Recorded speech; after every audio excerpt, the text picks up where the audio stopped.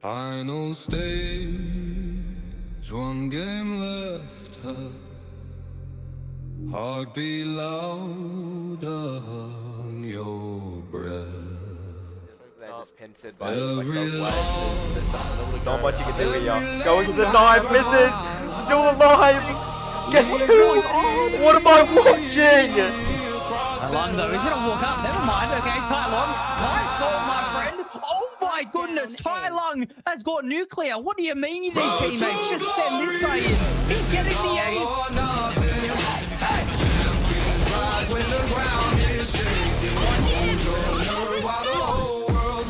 Pushing off a bit. Look, can't get the shot off. Is it not get done though? What brilliant!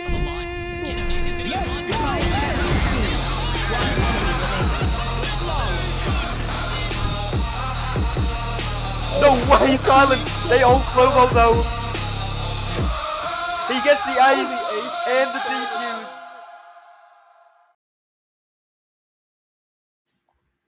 Alrighty, ladies and gentlemen, boys and girls, welcome back to the Road to Opens number 3, the grand finals. We have a massive best of 3 lined up today. We have Team Cobra versus Team Bare Minimum. This is going to be an absolutely cracker game.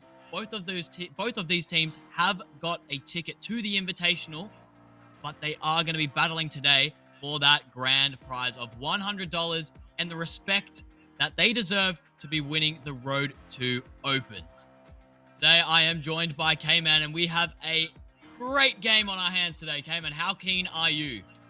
Mate, listen, I'm so excited to be here. Obviously, Grand Final is a very special occasion. Doesn't matter what event it is the two best teams going head-to-head, and I think that is absolutely what has proven to be the case in this tournament. Now, Cobra is a team that I'm a little bit more familiar with. A lot of those players are players that I've casted over the past couple of years and sort of seen come through. But this Bare Minimum team, I don't know too much about the players themselves, but they have impressed me with their gameplay. I mean, they have just stood tall. They've been pretty dominant in, I want to say, every single game they've played. They've barely even dropped any rounds, let alone not dropping a single map so far. They're certainly the dark horse of the competition. They could very well be walking away with that grand prize today. 100%. I mean, just looking at the games Bare Minimum have played, it's been 13-1, 13-3, 13-3, 13-1, 13-7. The closest game they've ever had is a 13-10. They've won 78 rounds total and have only lost 25. They're just looking so dominant at the moment, but it could be due to not having, I don't know, tough opponents like Team Cobra have. They've had some pretty tough teams they've gone up against. I mean, looking at Team Cobra, they burst Bandits Fury off the rip with a cracker 14-12 overtime game, which is absolutely incredible. They've versed 5 dudes, 1 spike, which was a bit of a clean sweep in a best of 3. Equinox was a bit closer again with a 13-8. And then Solar X I think it was last night, 13-10 and then 13-11. So 2 really close games, nail biting, but they managed to get through in the end there. So I'm really keen to see tonight's game. We've got a team that has played a lot more rounds, really fighting for their chance to be here, where Bare Minimum have had a bit of an easy run, it looks like. Yes and no. I mean, Bare Minimum did go against Coco, who I thought was one of the favorites to be going through here, just based on the names. I mean, you look at that roster and the experience that was on that team, both in not just in the challenges OCE, but also in game changers. There are a lot of players that have reached pretty good heights there in those competitions. So, I mean, they definitely were, in my opinion, the less experienced side to come through. And I mean, maybe no expectations, no pressure. They were absolutely carefree. I mean, they came out on Corrode and won 13-1, as you said, and there just wasn't really any contest to it. And their post plants in that game were absolutely phenomenal. And that is the one thing I do want to say in this grand final to give it a bit of insight to, because Bare Minimum, I think, have a stronger post plant. I think they have the strongest post plant out of pretty much any team at the moment. And they've proved it. I mean, they have an 85% win rate on attack when they get the bomb down. When they play that by 85% of rounds, and then they have a 60% win rate on retakes.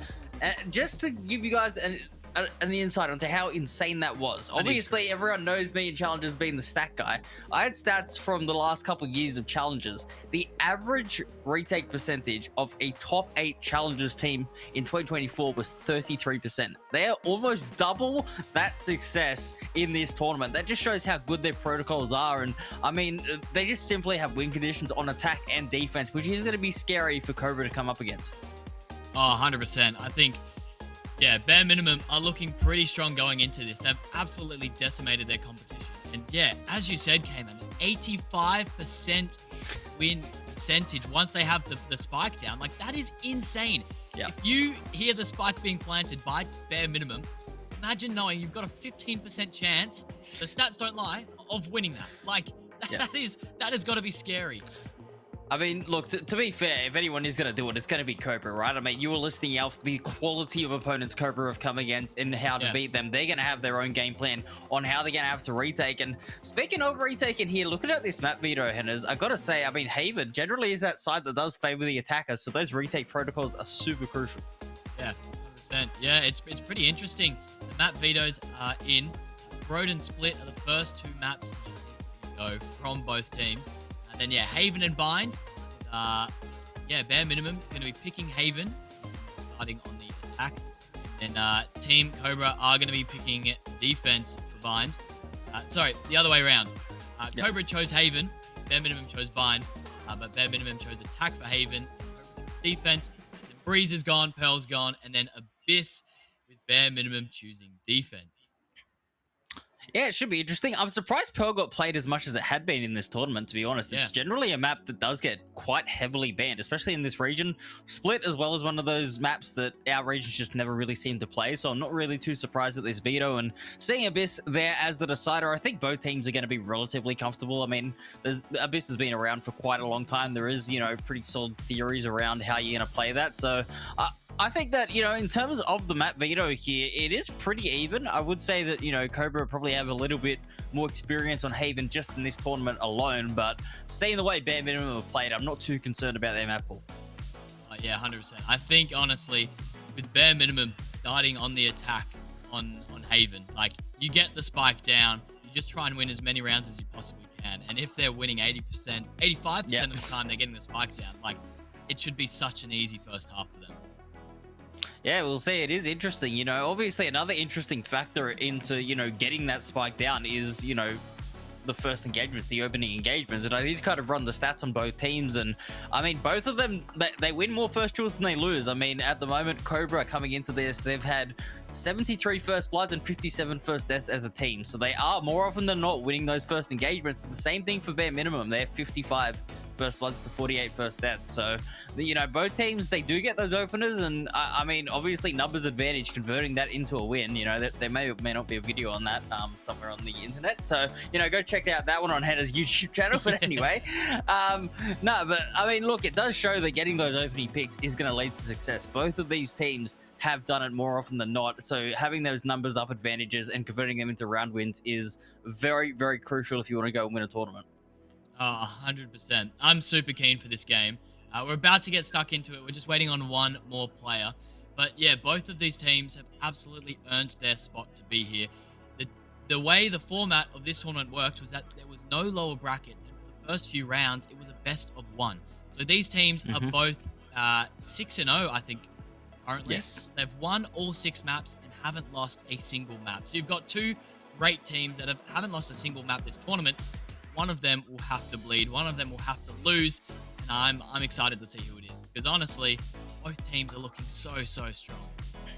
Yeah, and I think that, you know, for COBRA especially, this Haven map is going to be so crucial, right? Going to your map pick first, you're going to have to make a strong showing here. And like you said, making that first loss, that could destabilize the mentality of either team. You never know. I mean, obviously, if COBRA win that map, they go, okay, we've secured our map. We can go on and push for that final. If bare minimum end up winning this map 1, they go on, well, we've taken our opponent's map pick here. We're going to our comfort of Bind. And, you know, they'll be setting themselves up for some success. So I'm really, really interested to see. It is going to be very, very crucial. These opening pistol rounds especially, I think that winning pistol rounds is so important. Any BO3, you just get the momentum early, and, you know, in a grand final especially, getting that first round on the board just settles the nerves a little bit of the team. Yeah. I'm really keen. I think Cobra, they've obviously had a lot of experience this tournament with very close games. So I don't think they're underestimating their opponent here, knowing that it could be a close game. It is a best of 3 playing for the long run. Bare minimum, they've just absolutely been dominating. If they lose first map, this could throw them off completely. If their mentality is not if they're not ready for a potential like losing one map, these guys, like the closest game is 13-10. I don't think they're ready for a loss. See map 1 how it turns out, but it could completely throw them off, and Cobra could do a 2-0 sweep if they win first map. So this will be a crucial map number 1. Yeah, 100%. I mean, this is a worthy grand final. These two participants, I think we can safely say all the stats indicate that these have been the best teams. They haven't dropped the map, as we were saying earlier, 6-0, both winning close to 80 rounds. Obviously, Bare Minimum have had those more one-sided results, but Cobra have been having close results against high-quality teams. So I think, in terms of the rounds lost disparity, I think that is kind of able to be measured up against the quality of opponents. Like you said early on, Cobra did have a couple of tough opponents that also were looking to be favorites to make it to this stage. So it has shown that both teams are absolutely here, ready to fight. And I mean, yeah, we'll see what happens after the first map. Whoever does end up going down, do they have that mentality to come back in and make it all the way to map 3? That is going to be the real question here, and I'd love to see it. I mean, listen, there's nothing better than a grand final going to the decider. Yeah, I really hope this is going to be a close best of 3. It's hopefully not anticlimactic where a team just 13-0s. Bare Minimum comes in, just plants, gets 12-0 for the first half, and then they clean up Haven and go into bind. Would be interesting to see. It would be very quick. Everyone can go enjoy Valentine's Day for the rest of the night. But hopefully it is a close game. Hopefully there's a bit of competition here. Both teams really fighting for it. It will be very interesting to watch. We are close to getting underway. We're still waiting on just one more player. Yeah, the anticipation, it's rising. I'm interested to see what rosters have been played, because there was a couple of there's a little bit of roster mania, if you will, going on in one of the semi-finals yesterday. So I'm interested to see what roster is being played here today. So, obviously, you take that semi-final, I guess, with a grain of salt if they do come back in with their regular players, because there were some substitutes. Obviously, people have lives. They've got to, find out a way to get people on the team. But yeah, so we'll see how it goes with the roster that they come in with next. But I mean, look, both these teams are going to be ready to go. I think that, we've covered basically everything we can cover in these pre-shows. I mean, 6 maps is all we have to go off. It's not a hell of a lot of context in this tournament, but it's enough to give you an idea of just how good these teams have been. And like we said, we've been saying it from the start, Bare Minimum have been the unstoppable force. But are Cobra that immovable object? I mean, like we said, they've taken down some of the best teams on paper in terms of competitive history, not just in Road 2 tournaments, but in Premier, in Challenges. They've taken down quality teams like that. So, I mean, both teams have a very, very strong case here tonight. Yeah, they absolutely do. I think, you've both earned your spot in the Road 2 Invitational. I think this will be just try and get to know the other team, because obviously this can still go towards, you might play them again round 1 of the Invitational. We don't know what the format of that looks like just yet, what teams are in it, but these 2 teams are confirmed, locked in. So this could be a great time to learn how they like to play, see what they like to do, and obviously, Bare Minimum, they just want to plant the spike and play their post plant. Maybe Cobra wants to see, how do we dissect that? How do we figure out what to do? What do we change up so they can't do that? Maybe they throw them on their heads here, but we'll have to see. It seems that the last player has loaded in now. So we'll be getting into the first map very, very shortly. I'm super keen. I hope you guys are as well. Stick around. We're about to head into map number 1 of Haven. Yeah, for sure. I mean, this is going to be some quality stuff here, and I suppose the last thing that we can really talk about here is, the adaptations of, what agents are going to be played, right? I mean, there are so many combinations here on Haven to go through with. I mean, you have the Cypher setups if you want to use that. Killjoy, obviously, still very, very strong on this map. Not so relevant in the meta, but this map in particular, that lockdown is so powerful for the A and the C retake. So wouldn't be surprised to see that come out. I know that there are some, teams that are trying to opt into that Viper, which I'm not the biggest fan of Viper on this map. I see the value in it, and I think teams are getting better with it, but I mean, I've said this for about a year now. If your name's not Genji Munchkin, Viper doesn't go so well on Haven. So we'll see what they want to come out with, which teams are going to play those types of compositions. But I think a lot more of, that kind of mainstream OCE type of meta is you play the Breach Neon Yoru type of combination, fast, aggressive, take space with that initiator. So we'll see. It looks like we are getting visions here of our first map. So that makes us very excited here in the casters booth, because that means we are about to get into the action here, Hannahs. But yeah, it'd be interesting to see what combination of agents these guys are going to come out with. Yeah, I'm super keen to see the team comps as well. I mean, if you know you're going to be starting on the attack and you're very good at getting the bomb down and winning post that, are they going to be doing a double initiator here, or are they trying to find some lurks and like whittle down the numbers? Keen to see how these players will play here. Looks like we've already got a few locks off the rip. Okay. Sub-Zero Sash is going to be locking the Omen. They're going to be doing a Sober as well from Bare Minimum. Hovering as the KJ, as you did say before, K-Man. Yeah, don't hate the Killjoy here. I mean, I'm looking at the rest of this setup here for Bare Minimum. They're hovering the Waylay Neon, which is very interesting, and kind of flip-flopping between that and the Yoru. If they do go for this double duelist, though, it makes me a little worried that they don't have the breach to back it up. We'll see how it goes. Obviously, we know this team is very capable, but yeah, not having that stun just to help out, the Neon is a little bit risky, but they have locked it in. So double duelist coming through here in classic OCE fashion, just like we were expecting to see. On the other side of things here for COBRA, it looks like they are also going for that Yoru Neon and not opting into that breach. So the Sova definitely favored. That Recon Initiator is favored by both teams. So we'll see how that works out for them. It's going to be a very even game in terms of the matchups here, because it looks like the Cypher for the Killjoy is the only change. Yeah, I'm super keen to see how these players play this out. Pretty much an identical team comp here, except the Cypher and the KJ, as you said, K-Man. But yeah, both teams.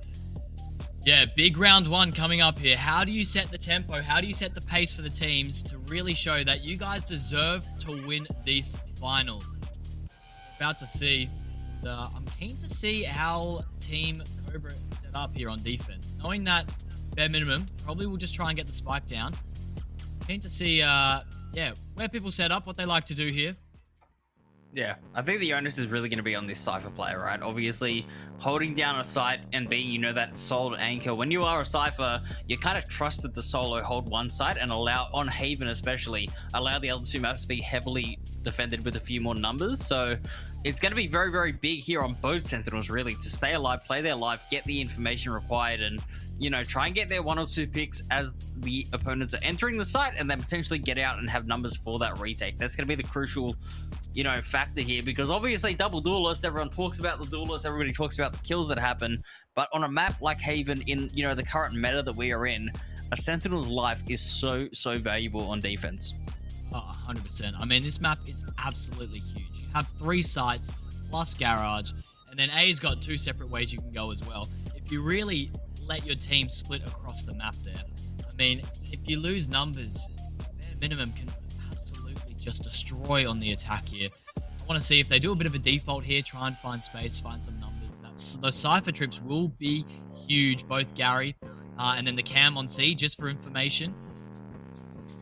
See how the Bare Minimum, they look like they want to be doing a bit of a default. Maybe just find those trips. See how COBRA play this. If they just go for a full team retake, or if they try and flood through onto the sites here. Maybe look for an early pick somewhere. Yeah, it's going to be very, very interesting here. It looks like we are right now getting into this pistol round. So, yeah, all of the questions that we have, Hannahs, are about to be answered here. Bare Minimum, do they go for that fast approach? Do they poke and prod? And as you said, try to find the Cypher early and use that information to benefit them later in the half. It is all going to be revealed in about 20 seconds here, as do have that countdown coming in. This is the grand final of the Road to Opens 3rd edition. Ladies and gentlemen, let's get this party started. I'm super keen, and the round is going to be starting round number 1. This is going to be such a big round. Scanning ahead. Just to Grow is going to be showing the both recon darts on A main here. The flood smoke does come out, and Pre is going to be walking up towards Sewer here. He's going to be making contact with Lamb. Just sitting. The drone does come out as well from the server down, but it looks like they're going to be speeding up towards Garage here, trying to find this trip, which they do break. Now they're kind of just sitting, letting Pre do a bit of work. He TP's out. 3 players have been taken over towards the A side. Now it's all left alone to the Cypher on the C side here. And the flood is going to be coming out from bare minimum. Stun's coming in, the cage and the flash, everything is going down. And just like that, the first blood will be coming out. Bare minimum are going to be getting the spike down. That 85% we were talking about. Looking very promising for them at this moment here. 5v4 retake. Spike ticking away. Yeah, it looks like that fake pressure towards that A site was enough to open up the opportunity on the C side, as we said. The poking and prodding is working, but numbers down here, Cobra. They're not out of this round just yet. Still plenty of time to retake, but this flank is going to be so crucial as well with this Neon. It looks like they're going to get taken down in the crossfire here. The retake is now coming from one single position. It's Lamb on backside. Good for 2. A couple nice headshots to open his account on the frags, but it is Compies with 3 on the killjoy to secure that round, and it's bare minimum to take the pistol. Oh wow, what a rounds there. Bare minimum looking like they've done this before. Setting up with a nice little default, letting Pre kind of work towards Sewers there, making a little bit of noise. But then they split and go to the C site, and Cobra, they just had Chip all alone, stuck on C. Couldn't really do a whole lot there, getting the full force of 5 players from bare minimum. Bare minimum just increasing their stats of post-plant wins. 100% here. It looks like it is a little bit of a light buy to come through though, Hannahs, with 2 ghosts here, only a bucky. It's not the heaviest investment for an anti-eco. So the attackers are going to have to be careful, but as I do say that, just aggro proving why I am casting, and he is playing, hits a headshot immediately with the ghost, and makes my comment look a little bit silly here as they open up with the first blood, but they don't want to rush into any side here. They don't want to just run in blindly and, you know, potentially run into a bucky on the other side. As we can see, there isn't one equipped currently for the defenders, but they're going to take their time here. Just a very clean round, it looks like, coming out for bare minimum. They've already found 3 picks, and they know the B site is going to be open, so they should be able to get this spike down no problem. Now it's going to be 5v2, 5v1. It's all left alone to the solo Neon on Team Cobra. The spike is down. Can't do a whole lot here with 92 HP and a classic in hand. Minimum hunting now. Just patiently waiting, creeping up towards him. Team A. Oh. Wow. Beautiful. I mean, all you're hoping for is someone just to come through the window, get a cheeky right click, and then, you know, maybe get an extra orb there, but not to be. No real concern there for Cobra, though. I mean, they did, you know, stack towards that A site. No one really came towards them, and ended up getting picked off. So it's a pretty standard start to Haven, I think we can agree, Hannahs. This bonus round, though, is going to be the crucial part, right? This is where the rifles are online. Cobra, any of their plans, any, you know, initial thoughts on this attack can really be put into action now. And they got to win this round, because you do not want to lose the bonus round defending on Haven. That is when the game well and truly slips away from you. Absolutely. Again, we're looking at the same recon darts being thrown and the same smoke as well. Kind of creeping up, and they're going to be Yori flashing through now. Going to be left. The Neon defensively doing a stun back. We get stunned back again. Going to be finding the first, finding a second. Nice little trade out there as well. Keeping, Lamb was there ready just in case they went down, but beautiful. First 3 kills go to the way of Cobra. Now they're looking so much better here in a 5v2. Last 2 players of bare minimum towards long, trying to see what they can find. Get as much damage as they can, but there it is. Sliding through the Neon with a massive 4K, securing rounds number 3 for Team Cobra, and now they look like they're online and ready to play. Yeah, Sarah Kai in there, I think that's how you say it. Absolutely fragging out there on the Neon, but I do like the thinking here from the attackers, right? You've just played a very slow pistol round, a little bit defaulty, second round as well, waiting for any traps. They try to go fast on their bonus round because they have that Bucky and the Spectre. They want to close the gap quickly, so I don't hate that thinking coming out from the attackers, but it was shut down very, very well. Cobra have passed their first test. They have, and it looks like they're going to be doing that same A noise split. The flash might come out from Pre here, but Neon is going to be walking up here. The flash does come out, but he's in such a good position here. Could be on for so many. Finds the first, finds the second, and the third. On for the potential ace of the finals here. Oh, pull, but gets denied, but not with a little bit of damage there. Just a go, bro FPS, 24 HP left. Now they're in a bit of a tricky situation here. They did open up with the first kill, and they do get the trade out, but now dangerously low and not a lot of space left, but they still have quite a bit of time to work with here. Comsi, 150 HP, has to try and make do with something. Pyro? Yeah, I think their big issue here is going to be that they have lost their smokes, because, I mean, obviously the Omen is so crucial to team success here on attack, just being able to, you know, have an angle sort of secured, especially when your numbers down here. It is a 2v3. It certainly is a winnable round, but it's not the most comfortable spot to be in when you don't have that utility. I suppose the Nano Swarms here on the Killjoy are going to be helpful in the post plane if they can get the spike down even. We'll see whether or not they can get into this site quickly, and they will. So Chip trying to walk up here in towards the B side, coming through A lane. We'll just take the gunfight straight away. Copies goes down. Cairo cleans up just aggro FPS. And Cobra, just like that, even the game, 2-all. Yeah, absolutely. And I mean, that's one of the spike down moments from Bare Minimum, but the 15% shines through this one time. I mean, it was going to be a tough post-plan situation with 2v3 with one of your players so dangerously low. But look at this clip. This was such a big 3K. So unfortunate. Doesn't go for the fourth and potentially going for the ace. I mean, did plenty to allow his team to get that round there. Now it's going to be 2-2. Both teams, what do you do here?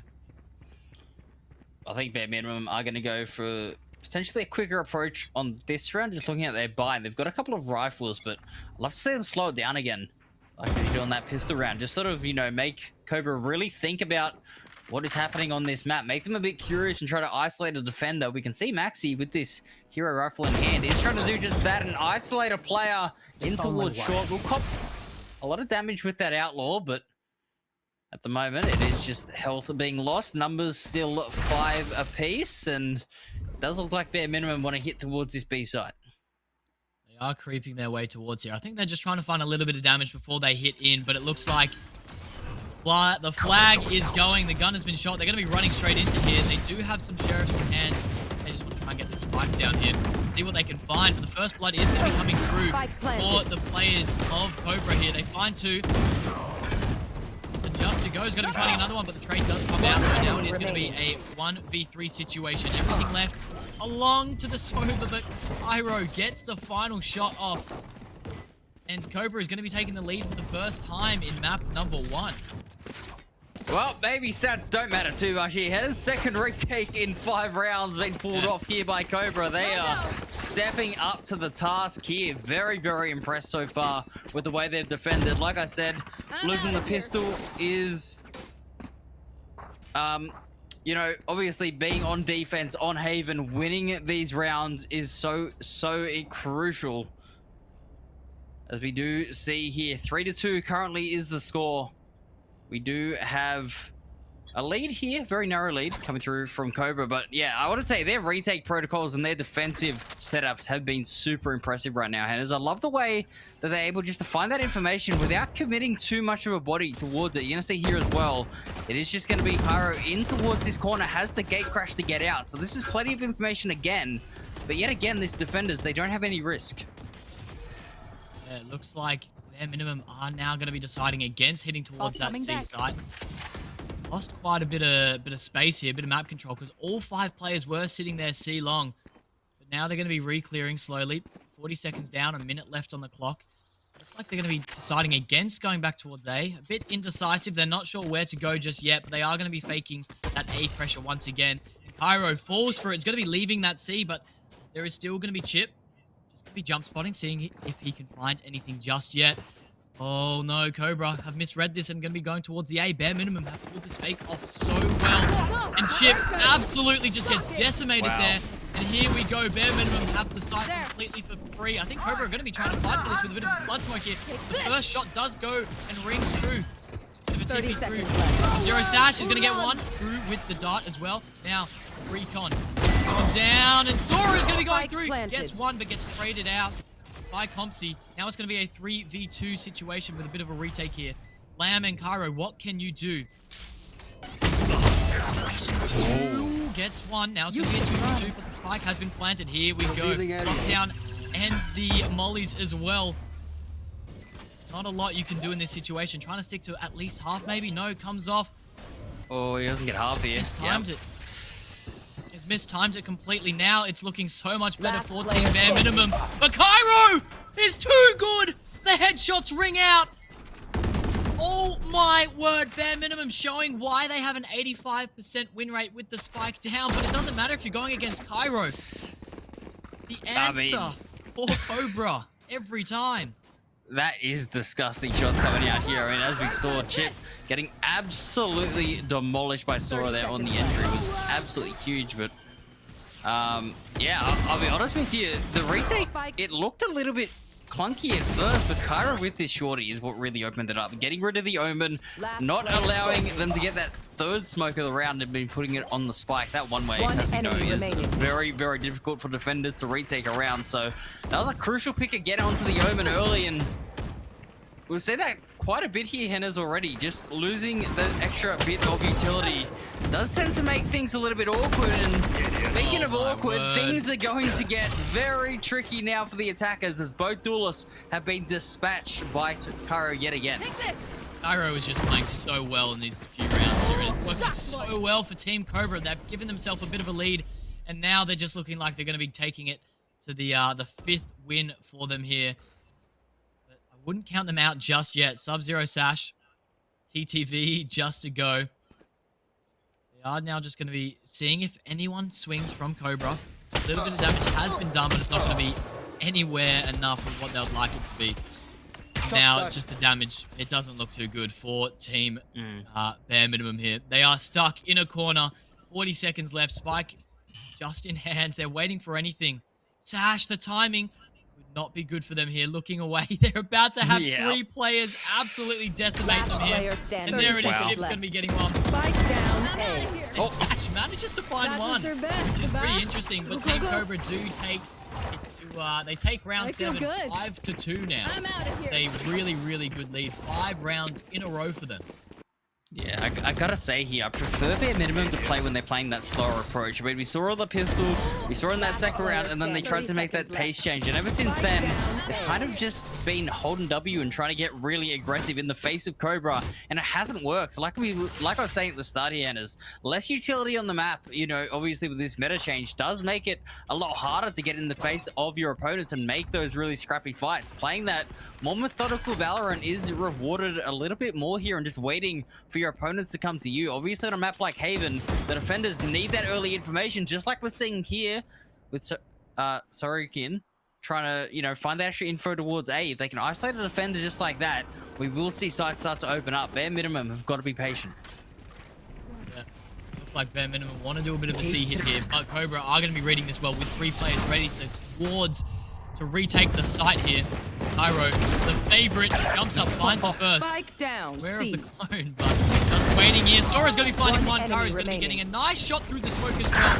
One for the 4K, and it's all left to Maxi. And it 1v3, but goes down in the end there. Syracuan, who is going to be getting the final kill, and COBRA now are just on such a good roll at the moment. 6-2. I mean, they picked this map for heroes that haven't they? I mean, COBRA, very, very accomplished players here. A lot of experience, like we were saying, and they are proving it on their defense half. 6-2, currently leading by 4, already set themselves up very nicely for that second half, which is still a few rounds away. There's a chance for Bare Minimum to recover, but like I said, I'd love to see a different change of pace here again. Just a different approach to the map, because this fast contacty play is just clearly not working. No, it's not. I really liked what they were doing towards the start of the game with a bit of a default towards A, but it looks like they're just going for a bit of a rush once again. Paranoia is going to come out. Doesn't hit quite yet, and Maxi's going to be finding the first blood onto Sora. Looking a little bit better for Bare Minimum here. They are going to be planning towards the A site, but their Kryptonite Cairo is going to be coming this way. Does have Dimensional Drift at hand, but not sure if he pops it just yet. But look at this retake coming in from COBRA. 3 going to be coming in from B main, leaving Cairo just solo A link here. Oh, this could be big with a flash onto 3 players here. Goes through, but Maxi gets the kill in the end there. Last player. Wow. Read the situation. Now it's just alone to Chip. But just like that, bare minimum showing why their post plants are normally pretty good, and that is just a clean example of it. They hit pretty fast there, pretty strong, and they just play together. They win the third round for themselves. I mean, Maxi getting that opener was the difference in, you know, what we had seen in previous rounds, right? And that Neon had been getting shut down quite a lot on the entries. This time, takes care of back site, and because of how quickly they took that B site, they actually managed to get into A link before the defenders, so they were able to take that little bit of extra space, and it really did make that retake awkward. So well done to Maxi there, getting that opener, and the Neon is starting to heat up, which I did see them do on Breeze earlier in this tournament. I think they went 26-5 or something ridiculous. So if the Neon starts heating up here, Henners, COBRA are definitely not out of the woods. Yeah, not quite. Again, Pre doing such a good fake on the A. They chuck the smokes down, chuck Dimensional Drift, but Chip not second guessing it. Karo doesn't lead just yet. Finding the first onto Maxi. Going to be getting another one. Chip going to be finding two there. Oh, Pre with such a nice shot and a much needed. Now it's going to be a 2v3. Spike has been planted, but it looks like COBRA do have the advantage at the moment. They have the numbers, they have the health. They just have to find these last two picks here, and they've been doing that pretty well recently. Drone is going to be coming out. Just aggro FPS. Bree actually finds one. Now it's just aggro in a 1v2, 150 HP. They have to try and make something work here. They know that there's a player behind him, but it's too well from COBRA there. Sora is going to be getting the last kill there, doing a bit of a wraparound, and they just pinch them. A bit of a crossfire there in the end. It is over. COBRA are going to be getting rounds number 7 for themselves. 7-3 is now the score. Yeah, it's a really impressive start to this grand final by COBRA. I gotta say though, I mean, if you are on the side of bare minimum, things are just not quite going your way. You've sold the fake, you've thought, oh sweet, open C site to walk into, but no, they ended up getting shut down yet again. The numbers, the trade's not going their way. But I gotta say, Pre there definitely did their job, right? 7 HP to find 2 picks was a great effort, but unfortunately, just aggro FPS just caught in a bit of an awkward position there, and does end up going down in that clutch situation. 7-3 now, lead by 4, and it's going to be the Neons clashing yet again, and Sarakun coming out on top. Yet another one of those opening duels here, Henners. We talked about the first bloods and how crucial they are, but it doesn't seem to matter in this round, as Pre has hit 2 absolute belters with the Sheriff. Again, Pre just showing up when his team needs him to. 31 HP left. Sora, what can you do in this situation? You're spotted by the drone. It's not looking too good. You're trying to fall back with Free. Oh my word, but Chip and Pyro are going to be getting the trade outs as well. Now it's going to be a 2v2 situation. Cryo on the flank, getting 3. Oh, that is not a good round if you're a bare minimum fan. It was looking so good in the half. and started so well. COBRA with a bit of an overheat there, and Suez losing 2 to Pre. But then Pyro with such a good flank there, cleaning up the round, confirming their 8th win for this half, potentially taking us to a 9-3 if they play this last round One enemy remaining. Well, it wasn't even really a flank. They just didn't clear long. They had zero consideration for it. And I think it's because of those 2 picks in short. They thought, okay, clearly if they're committing this many numbers towards short, surely there isn't a third here on the A site. And they were wrong. Cairo just having a beautiful game at the moment. He said to Pre, anything you can do, I can do better. Getting that 3K, but this time, the Euro is going to be under that pressure. Going to hang around, though, and look for a bit more information. Try and get a pick, and will. And it's Sash to go down. The Omen again is going to be dropped, but Pre is there for the trade. Now, both Euros have gone down. The final round here, trying to see what we do. And I don't think bare minimum on a bit of an interesting buy. 2 Buckies here, but Pre can definitely make something work here. The overall is going to be coming out here, as well as Maxi with... Oh my days! Sora taking off the head of Maxi. That is an excellent shot there. Just aggro FPS is going to be finding another one onto Sarakun. Now it is going to be a 2v3 situation. Bare minimum looking like they should win this round. I mean, you'd think here, 8-4. Interesting score line. One Lamb enemy remaining. is going to try and go for a bit of a pre-fire, but Pre with the Bucky does find Sora. So now it's all down to Lamb. 1v3 scenario. Rounds like this, you cannot afford to drop if you're bare minimum. Lamb is going to swing out past the Nano Swarm. Tried to find the timing, but Pre is ready for it again. The Yoru shows up with 3. There we go. 8-4 is the scoreline at the half, and I think COBRA had some excellent rounds in there. I mean, Kyra was just finding first blood after first blood, playing it really well to open up the fence for them, meaning that, yeah, bare minimum had to really slow it down, or they just had to full send it. Kyra was just messing with their plays and messing with what they were trying to do, and it just looks like they were a little bit rattled, didn't really know how to play that out. But I mean, now they're going to be on the defense. What do you do here? You guys are known for your attack, for your post-plant situations, but absolutely decimated the competition with previous games. I mean, their defense could be just as good. They do have a pretty good record on retaking sites, but they don't even want to let this spike get planted here on the pistol round especially. Do not give your opponents any of those extra credits. So we do see COBRA taking that A-long control again. These Neons are going to be clashing here towards A lobby quite often. Obviously, one of the more beneficial areas for the Neon, having that extra speed to get into those cubbies. You can already see the Neon has taken away all that A space, but I've got to say, bare minimum to their credit, they have read that it isn't going to be full commit as Compies will take down Kyra. The Yoru falls, the Killjoy stays alive, and it looks like the defense slightly overstacking the site towards C. They do have that alarm bot in towards that big site for the extra info, but I mean, their attention's pretty clear, and it's forced them to go towards A and play for the retake. And Bree reading that push up from Sarah Kewen. We'll be getting the another pick for team onto Team COBRA. They're down to 3 players now, but the spike has been planted. It's going to be a 5v3 retake here.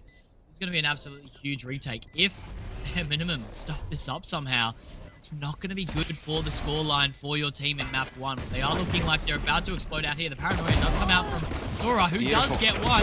There is going to be a trade out. Lamb finds one as well, but now it's going to be a 1v2 situation. Lamb, the 1v2. The flat was almost there, but it was such a good retake. They did lose 3, but they firm the round in the end there, and that's exactly what you want. Bare minimum absolutely needing this pistol round. Team A. Yeah, maybe we're talking about their post-plays on attack. On defense, it's not too bad either, sitting at 60%. And they've just shown why there. I mean, that protocol, you get the first picks, you know you have numbers, you have to give up one of the 3 sides. You can't just keep on playing that thin sort of layer of a 2-2-1 approach when there's 3 players, because you're going to get overwhelmed. So they make the decision, stack towards that C site where they have the control, the Sentinel is still alive, give A up for that retake, and I mean, it did come down to the wire there, but luckily for them, they had the numbers to trade out in the end. So, I mean, you can see why, Henners, they have such a good retake win percentage, because just little details like that. What happens before the spike goes down? Get the numbers early, and then stack one side of the map. Yeah, 100%. And it looks like Team COBRA are now going to be absolutely sending it out onto the B. And wow. Hey, I'm just running straight in. Just aggro FPS does go down. Now it's going to be Spike down, 5v4 retake now. Compsy trying to find one, does get hit by the stun, and Karo does get the trade out. Finds him, Maxi gets one onto Chip on the flank here. Now the remaining, not the remaining, there are 2 players now behind with Sub-Zero Sash just sitting in A-Link.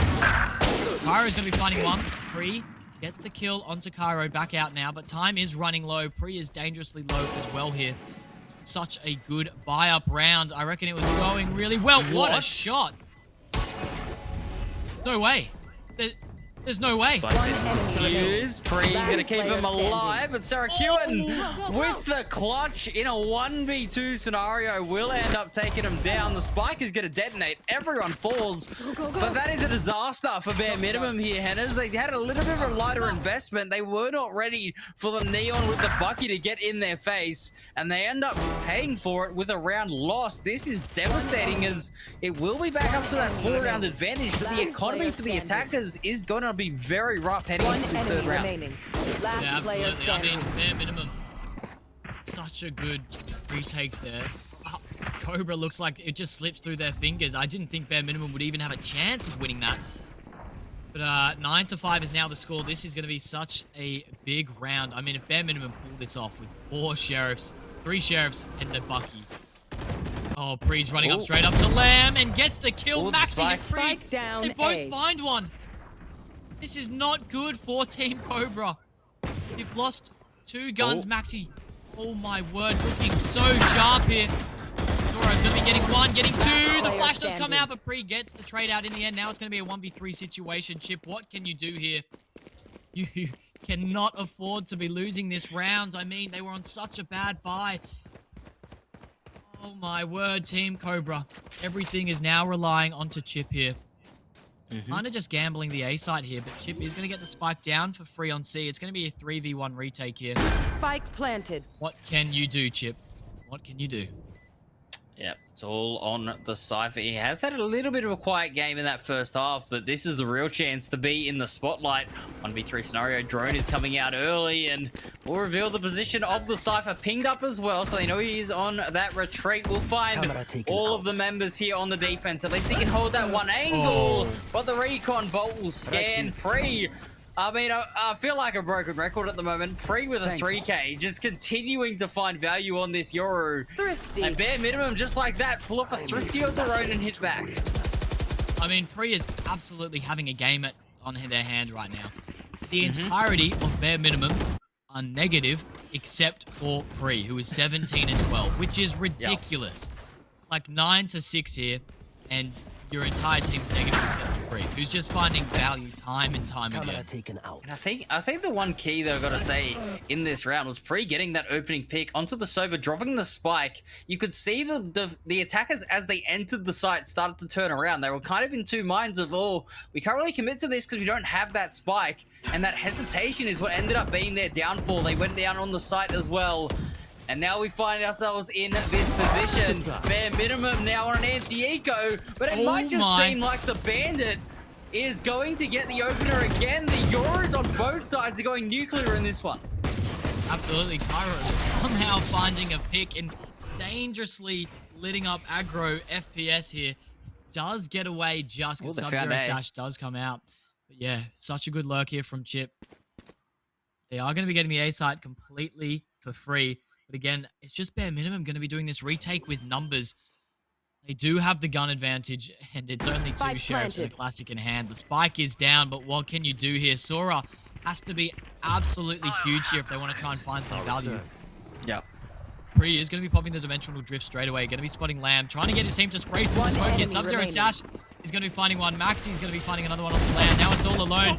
Chip who gets one, but that is all they will find. And bare minimum are bringing it back. 9-7 now. Their retake is looking so strong as well. And this is what we're talking about with their retake percentages being so high. And, you know, watching this game right now, you can see why. As soon as they get numbers, they are very happy to give up one side of the map here, Henners. I mean, they are not afraid to play retake when they know the advantages in the numbers are in their favor. And, I mean, it's working for them right now. We can see 3 retakes for themselves in the first 5 rounds. It was pretty much the exact same way for COBRA, if I'm not mistaken, in terms of retakes early in the half. It looks like both teams are very, very well drilled on their defense here. So it is over to COBRA now on this attack to try and get things started, because ever since this second half has, you know, been going on, they have looked like they've stalled out a little bit, only managing the 1 round. We're going to be going into round 17 here. They've really slowed it down, COBRA. Done a pretty quick few rounds recently we've seen, but they are going to be slowing it down once again, and I think this is where they will try and find some value.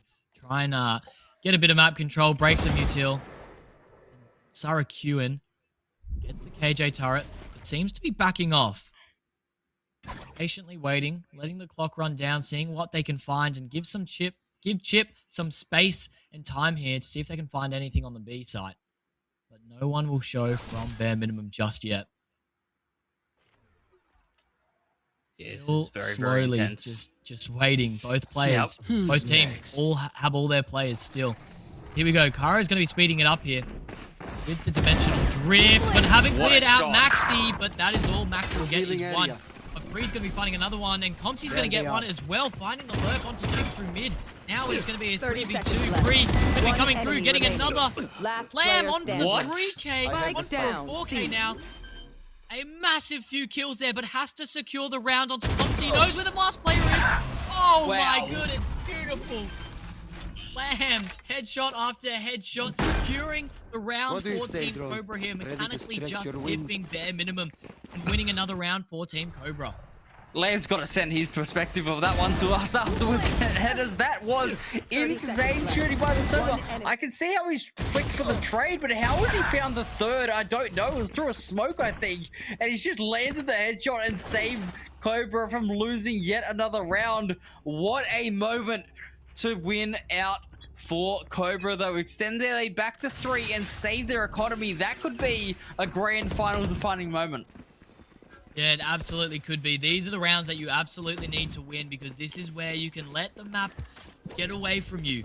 And Maxi, oh my word, such an aggressive line here, but COBRA are going to be just sending it all the way into the A side here. Bare Minimum have the info, but they don't have quite enough space just yet to play with. The spike is going to be down, and it's going to be a 5v5 retake here.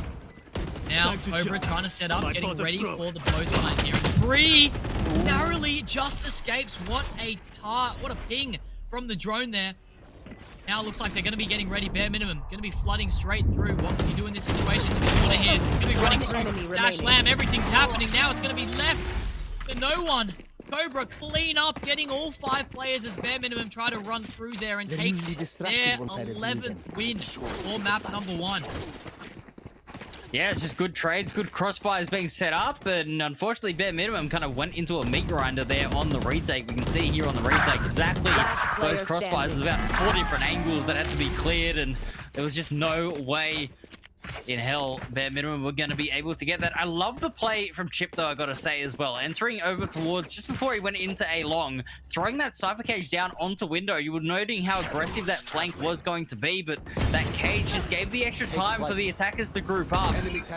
As we do see here, brawling towards mid is ensuring in this next round. It's Lamb again with an opener. Great impact on the Sober, but Compies might have something to say about it with a nice pick over towards Lamb. So a Kuhn, though, is going to be good for the entry, and the spike will go down, no drama. They're going to be getting a swing through. Chip gets the trade out in the end. Now Bree trying to do something. What?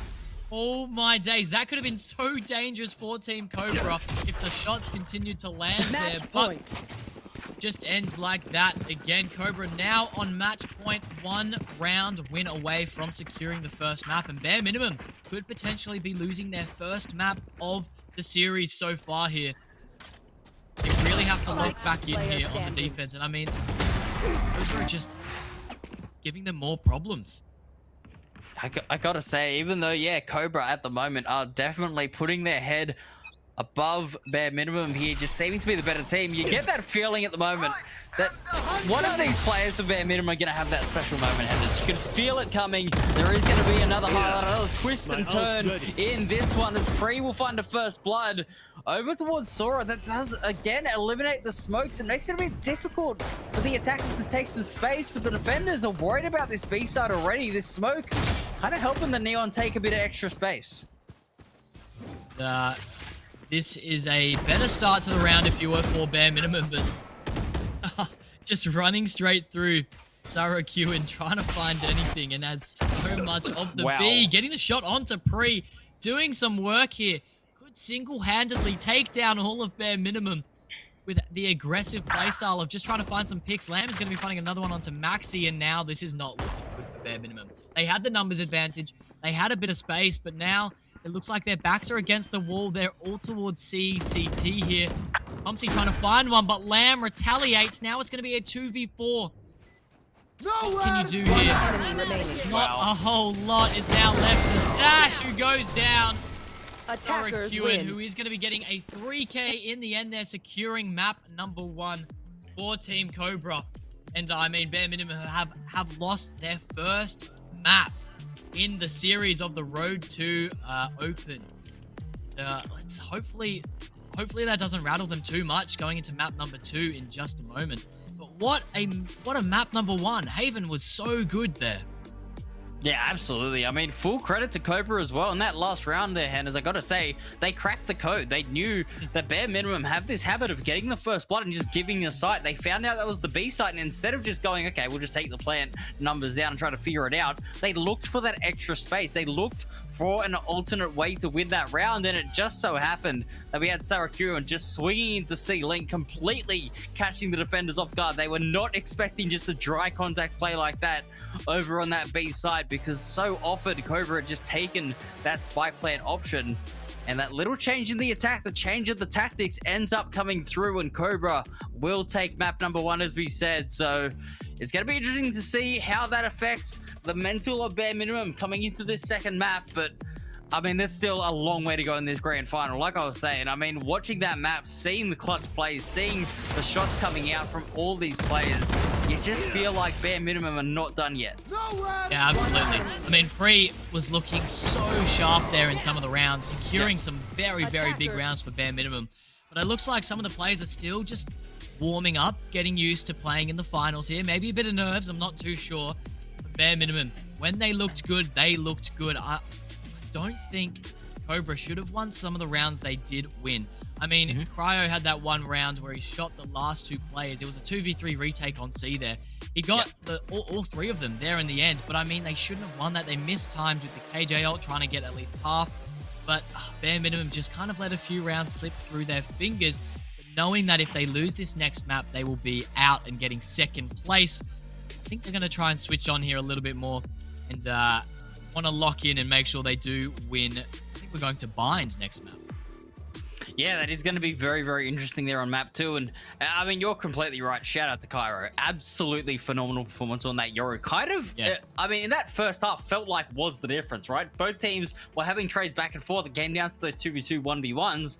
Cairo was there getting 2 kills. Like, that was simply what was happening in that first round. Absolutely the difference. Massive shout out to the Yoru there. Definitely a deserved win for COBRA. Bare Minimum, though, I mean, they've been asked the question now, headers, and we have not. We're going to see whether or not they have an answer for it. I mean, obviously, Bind is going to be their map pick. It's not the end of the world to lose in your opponent's map pick, but going down 1-0 in a grand final is never a good feeling. So it's going to be, you know, kind of ball in their court. How do they respond? Yeah, absolutely. That is the first map they have lost. So they really have to lock in here for Bind. I mean, in map number 1, we saw both Pre and Cryo go head to head. Both Yoris looking so sharp, getting some crucial kills. I want to see what team comps they play on Bind here. Do Bare Minimum try and play around Pre again? Try to set him up on the Yoru, trying to get some kills there. Do they even play Yoru again? I mean, it's all up in the air. We are going to find out very, very soon. But I'm keen for map number 2 here. I think Bare Minimum have a little bit of fire ready. They're ready to play. They're ready to come back. And I don't want to see a 2-0 sweep here from Team COBRA. I think they are looking very sharp and very good, strong. But Bare Minimum really showed us some really great rounds in there. I think they can absolutely pull this back and win map number 2. I guess we'll have to see in a bit.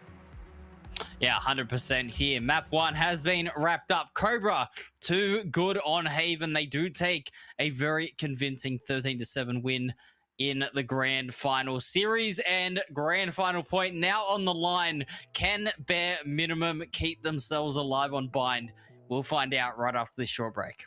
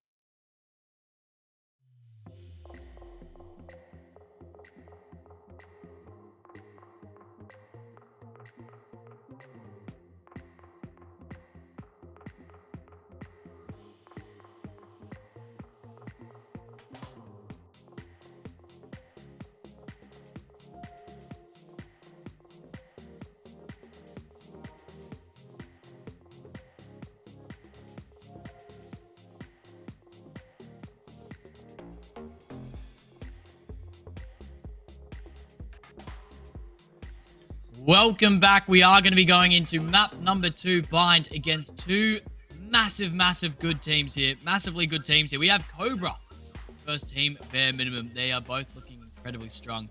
COBRA took map number 1. If you're just tuning in, we just played Haven. It was 13-7, I believe.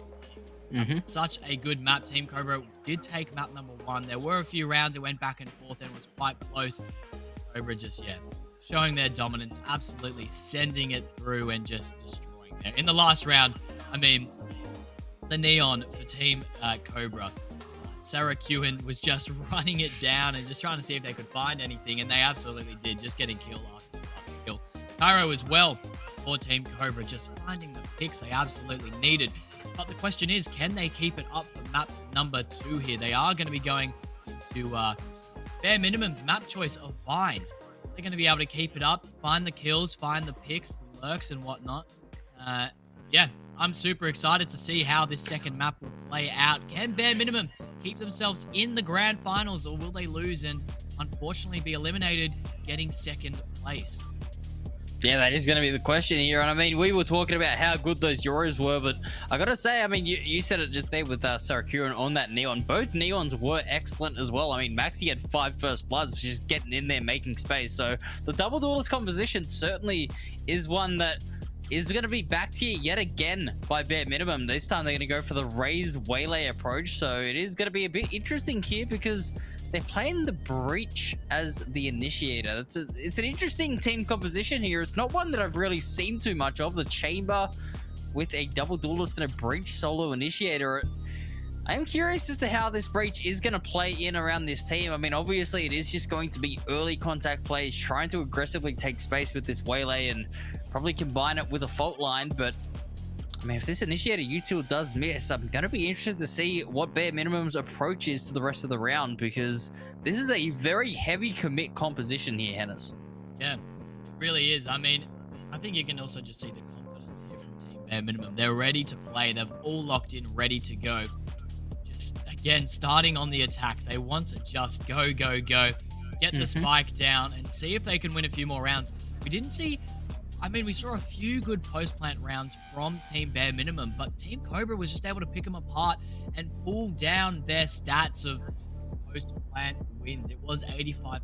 Would be very interested to see after this best of 3 how low that can go. Or if that was just a one-off, now on Bind, this is their playground, this is their map. Maybe their post-plants are just so good here. Yep, 100%. So we'll see what these games do have to offer. What I do like to see here on Team COBRA, though, is that they are playing that Fade as a solo initiator. And I think Recon Initiator as a solo is a little bit more of a safe option here. They are playing the Yoru as well. I mean, Kara is such a good Yoru player. No surprise whatsoever to see him continue to play that. But the Raze coming out, also double duelist on both sides. So both these teams are committing to it. I know OCE, we kind of went through this little period of trying to make the deadlock work with the double Senti type of thing, and it was a little bit messy at times. So I'm glad that, you know, teams are starting to shy away from that and go more towards this double duelist, playing the Viper and the Brimstone. So we'll see what comes out here. Bare minimum are going for that different approach, so of having that chamber. So the tripwire to watch the flank is going to be a factor COBRA are going to have to contest with, but they should be able to have the tools to deal with that. Obviously, the main thing for Compies is going to be, are you able to land those headhunter shots? We know the chamber is mostly just about getting those impact frags on those lurks, being slightly more aggressive as a sentinel player and taking more attacking lines. So we'll see whether or not COBRA are able to deal with that level of aggression coming out from bare minimum. And for bare minimum here, we'll see whether or not they are able to deal with the amount of utility coming their way. Yeah, and I'm really keen to get into map number 2 here. We're about to get underway, as you said, K-Man, and I'm keen to see what bare minimum do here. How do they play this attack again? It did have Pre finding some excellent kills. I want to see, how does Pre do it again? I mean, I'm just looking at this buy, and Pre did have a shorty, so I think that's the intention of how quick this one's going to be. So we'll see whether or not that is picked up. I think they've dropped it for the Classic, and then they're going to recall to the Classic here and just look for early space, just based on the fact they still only have 200 credits and no armor.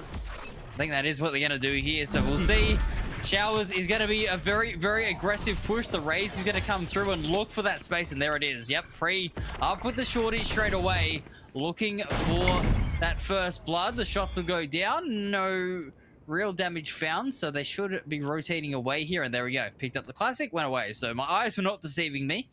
They were looking for that early Showers control just to keep the rotates anchored towards A. But the real attack is going to be towards this B side. Yeah, and they are going to be shifting up towards B long here, but Lamb is ready for it. We pop the Viper's wall pre. It's going to be solo Hookah here, but there's going to be met with 3 players from Team Cobra here. They haven't stopped the push out from the site. Team Bare Minimum are going to be running in, going to get that plant down, but they really have to clear through Hookah here. Cairo is going to be getting the first onto Compsy. Now they do chuck with the smoke down. It's going to be a 5v4 retake. Let's see what Bare Minimum can do on their map choice, on their map pick. What do you do here? This is what you wanted. How do you play this? Yeah, so Kieran going to get taken down early. Pre is going to find that one. Chip now over towards backside. Cobra have filed out of Hookah, and they have found a couple of picks thanks to Sora and Cairo. Now it's all down to the one player, and it's 1 HP on Maxi. You wouldn't think there are hope in hell. It was a good attempt in the end. The right click coming through with the dink, but time was plentiful for Cobra. They get themselves a nice retake, and that Hookah control was really, really beneficial to this retake. Bare Minimum were not expecting 3 players to be in there. Oh, absolutely not. And I think it was so good that Cryo decided to hop in there towards the end just before Bare Minimum made their run throughout from long. And, yeah, Bare Minimum were looking good. They pushed towards elbow, but there was just the one player coming through CT here. And then I think the remaining, there was 4 of them flooding out through Hookah. They got the site together as a team. They confirmed the first round. Cobra 1-0.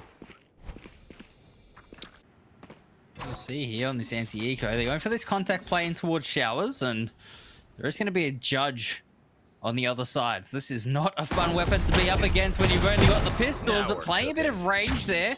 Sarakuan is going to have to back up as they have used quite a lot of their ammo just to get that first pick. So Showers control has been forfeited, but this judge on the other side is going to make this very difficult for Bare Minimum to push up on.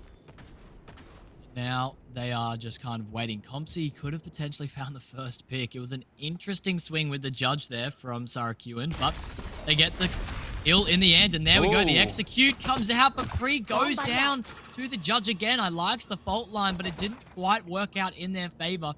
Now, Bare Minimum. 3 remaining players sitting in Showers, trying to see what they can do. They do decide to try and run through here, trying to at least get the spike down, but Chip retaliating with the nade and with the Spectre spray as well. Too late. Oh, aggro. Going to be finding the first onto Sarakuan. They do have a judge. Player standing. Oh, 30 Cryo's seconds in left. such a good position. They're ready to hold the back. Now it's Sub-Zero Sash, 63 HP. And you can't do much there in a 1v4 situation. You just get run down by Chip in the end there with the judge in hand. Going to be taking them out. Cobra going to be securing their second round of map 2. And immediately, I mean, that question I had with this composition, right, is what do you do when the breach utility doesn't work? We saw the fault line go in, the Waylay unable to get the pick with the shorty, and they didn't have another initiator, they didn't have a Viper to play with to try to scale up a short again. They kind of just had to send it out onto site. So that is, you know, kind of the weakness, I suppose, of this composition, and Cobra should be aware of that, right? This roster is experienced enough to know if they can deal with that initial breach utility, there isn't going to be a hell of a lot of support coming in for the attackers on the rest of the entry. On such a good spot. Sarakuan does get one, but Sub-Zero Sash is going to getting the trade out. Now Cryo does have the Outlaw in hand, but gets taken out by just aggro FPS. Now this is looking so much better for Bare Minimum here, but oh no, they're going to be rotating over towards the B. Sora finds one. Oh, a lot of damage there onto aggro, but nothing connects just yet. Lamb, what can you find? And gets one. Spike down, B. 1 enemy remaining. Whip comes out, but Chip now in a very winnable situation. Guardian in hand in a 1v2, but aggro is so dangerously low here. And they don't even have a spike. Chip could 100% win this. 50 seconds remain on the clock. What do you do here as Bare Minimum? This is a round you absolutely need. You don't want to let this game slip out of your hands this early into the match. They're just waiting to see if Chip does anything here. And Chip slowly second-guessing himself. Maybe scared that they could come back through hookah here, but aware that they can only 30 come up for the seconds jump left. up and maybe getting ready for a bit of a flick. Here, the fault line does come through. Player Oh standing. no! Oh my word, that could have been so dangerously bad. The spray from Compsy doesn't fully connect, and Aggro gets the kill there in the end, but was left on 14 HP.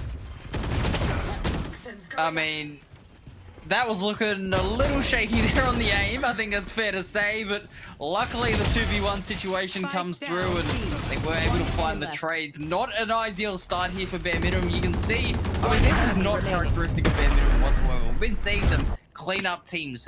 Numbers advantage, no problem. They converted almost every single time. But now they're under a little bit of pressure. You're seeing these grand final nerves come out. And COBRA, very, very strong start for them. It was the bonus and they found 4 picks. They're going to be very happy with that as Pre, again, is trying to go aggressive, but it will be Maxi instead to find the judge pick. Unfortunately for the Rays, the pink shell has already been delivered by Chip and it will be a Spike trade down for A. themselves from the grave. Sorry, Kewen's going to be finding the brim for the brim. Sora gets one onto Compsy as well. One enemy Kind of remaining. finds that lurk on the chamber, and now it's all alone left to just Aggro in a 1v4, 150 HP.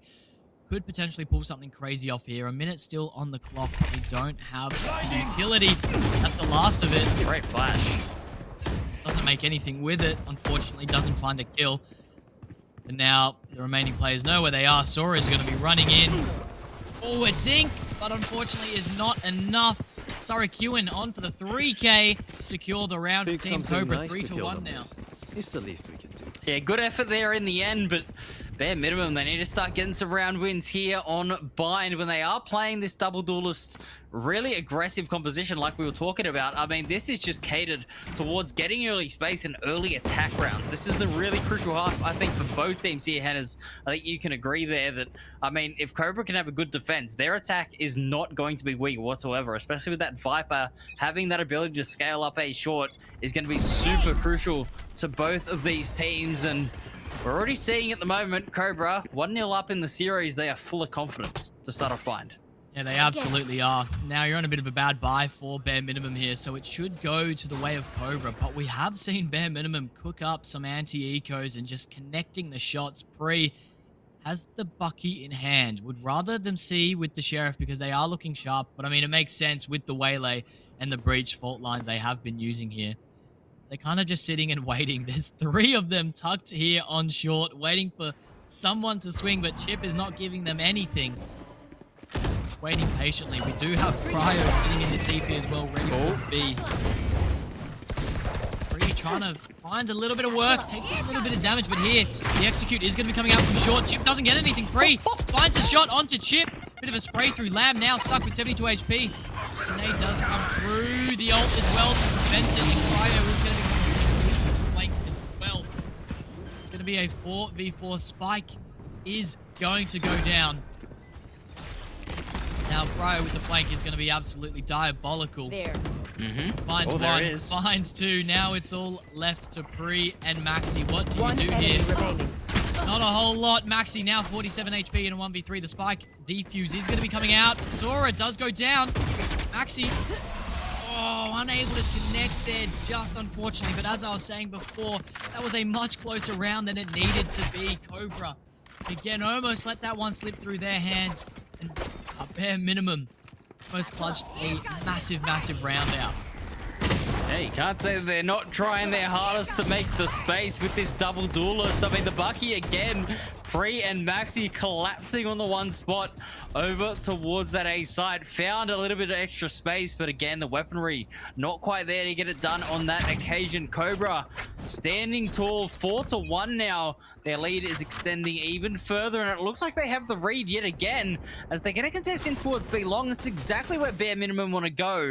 This has been a beautiful game. Whoever's calling here for COBRA definitely does have the read, but there is immediate pressure here towards long. Maxi finds the opener, but who else other than Cairo to find the trades back? And now it is going to be a 3v2 because Lamb gets the trade out, and Bare Minimum are going to be sending it towards the A side, knowing that there are a lot of players for COBRA towards the B crunch there.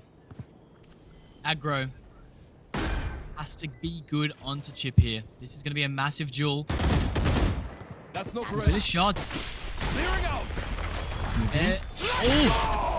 Reshot does come out, but doesn't know that Lamb is up in the spot, but nice shots there. Oh my word, check his PC. Aggro. Potentially just clutching this, not like this. Sora in a 1v1. Does put the Viper's Orb on the spike here. Prepare for hellfire. Strike does go down. 1v1, Molly. Oh, too well played. Very, very nice there by Sash. The Molly will confirm that is going to be a round win in the 1v1. That was looking very, very dicey for both sides' headers as the flank came through. It was a good idea from Cobra. All three players immediately flanking. And the timing was found there towards Showers as well, but not to be. Great stalling to come out in the end by Sub-Zero Sash, and bare minimum find a crucial second round. Yeah, absolutely. I mean, both teams there had some really good plays, and it just really came down to aggro there. How did he get that? That was insane. Our reactions there just show it. I mean, yeah, such a good round there. Cobra 4-2. Bare minimum, they need to try and pull this back just like they did then. Yeah, we'll see if they can find themselves a third round. I mean, the economic damage on both teams is pretty brutal here, Hannahs. I'm just looking at the credits left. Everyone's kind of sitting on about 100 or, you know, a little bit less. Most people anyway, as we can see. A first blood for Chip. Very, very well done. Pre is going to go down here, and it looks like the A site is now going to be given up for a retake. Cobra, they're doing very similar things here. As you say, the flank comes through. Lamb is going to find a couple. Be one more. Mario's there as well. Oh my goodness. Layers upon layers of flanks. Sub-Zero Sash now so confused on what to do. Finds the first. Not bad. Leaves with a little bit of HP here, but very young. One enemy remaining. Okay, 1v1 scenario now. All of a sudden, we were writing them off here, bare minimum, but there is another clutch situation, and it will be Sub-Zero Sash to come through with it. We'll have to get this spike down, and Kairo's opting not to use that teleporter. Instead, he's just going to flank through defender spawn, not to make any noise, not to reveal any intention here of where they want to position. And Sash now has to ask the question, where is Kairo coming from? Going to back themselves to be reading this play in towards CT. Kairo walks up. Can he hit the shot, Henners? Hot timing. Both players just trying to make as little noise as possible, and Sash, it doesn't matter. With a 1v3 clutch in the end there, this is exactly what I'm saying. You give bare minimum an inch, they will take a mile. Cobra, they look so good. They set themselves up so well, but I don't know why they were just so confused that Sash could be coming from flank there. I mean, they played that so well.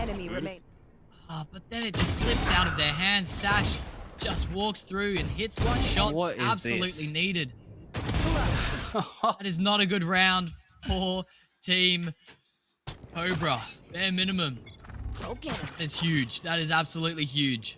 Man, I'm loving this. Competitive Valorant at its best here at OCE. Bare minimum hitting back when it was needed most. As we're going to see the converging paths come out here in the anti-eco. It's a fast approach here up towards a short, but the Bucky's standing tall. It's an absolute bloodbath. It's OCE at its best, like I was saying, as we're going to see an absolute team deathmatch ensue.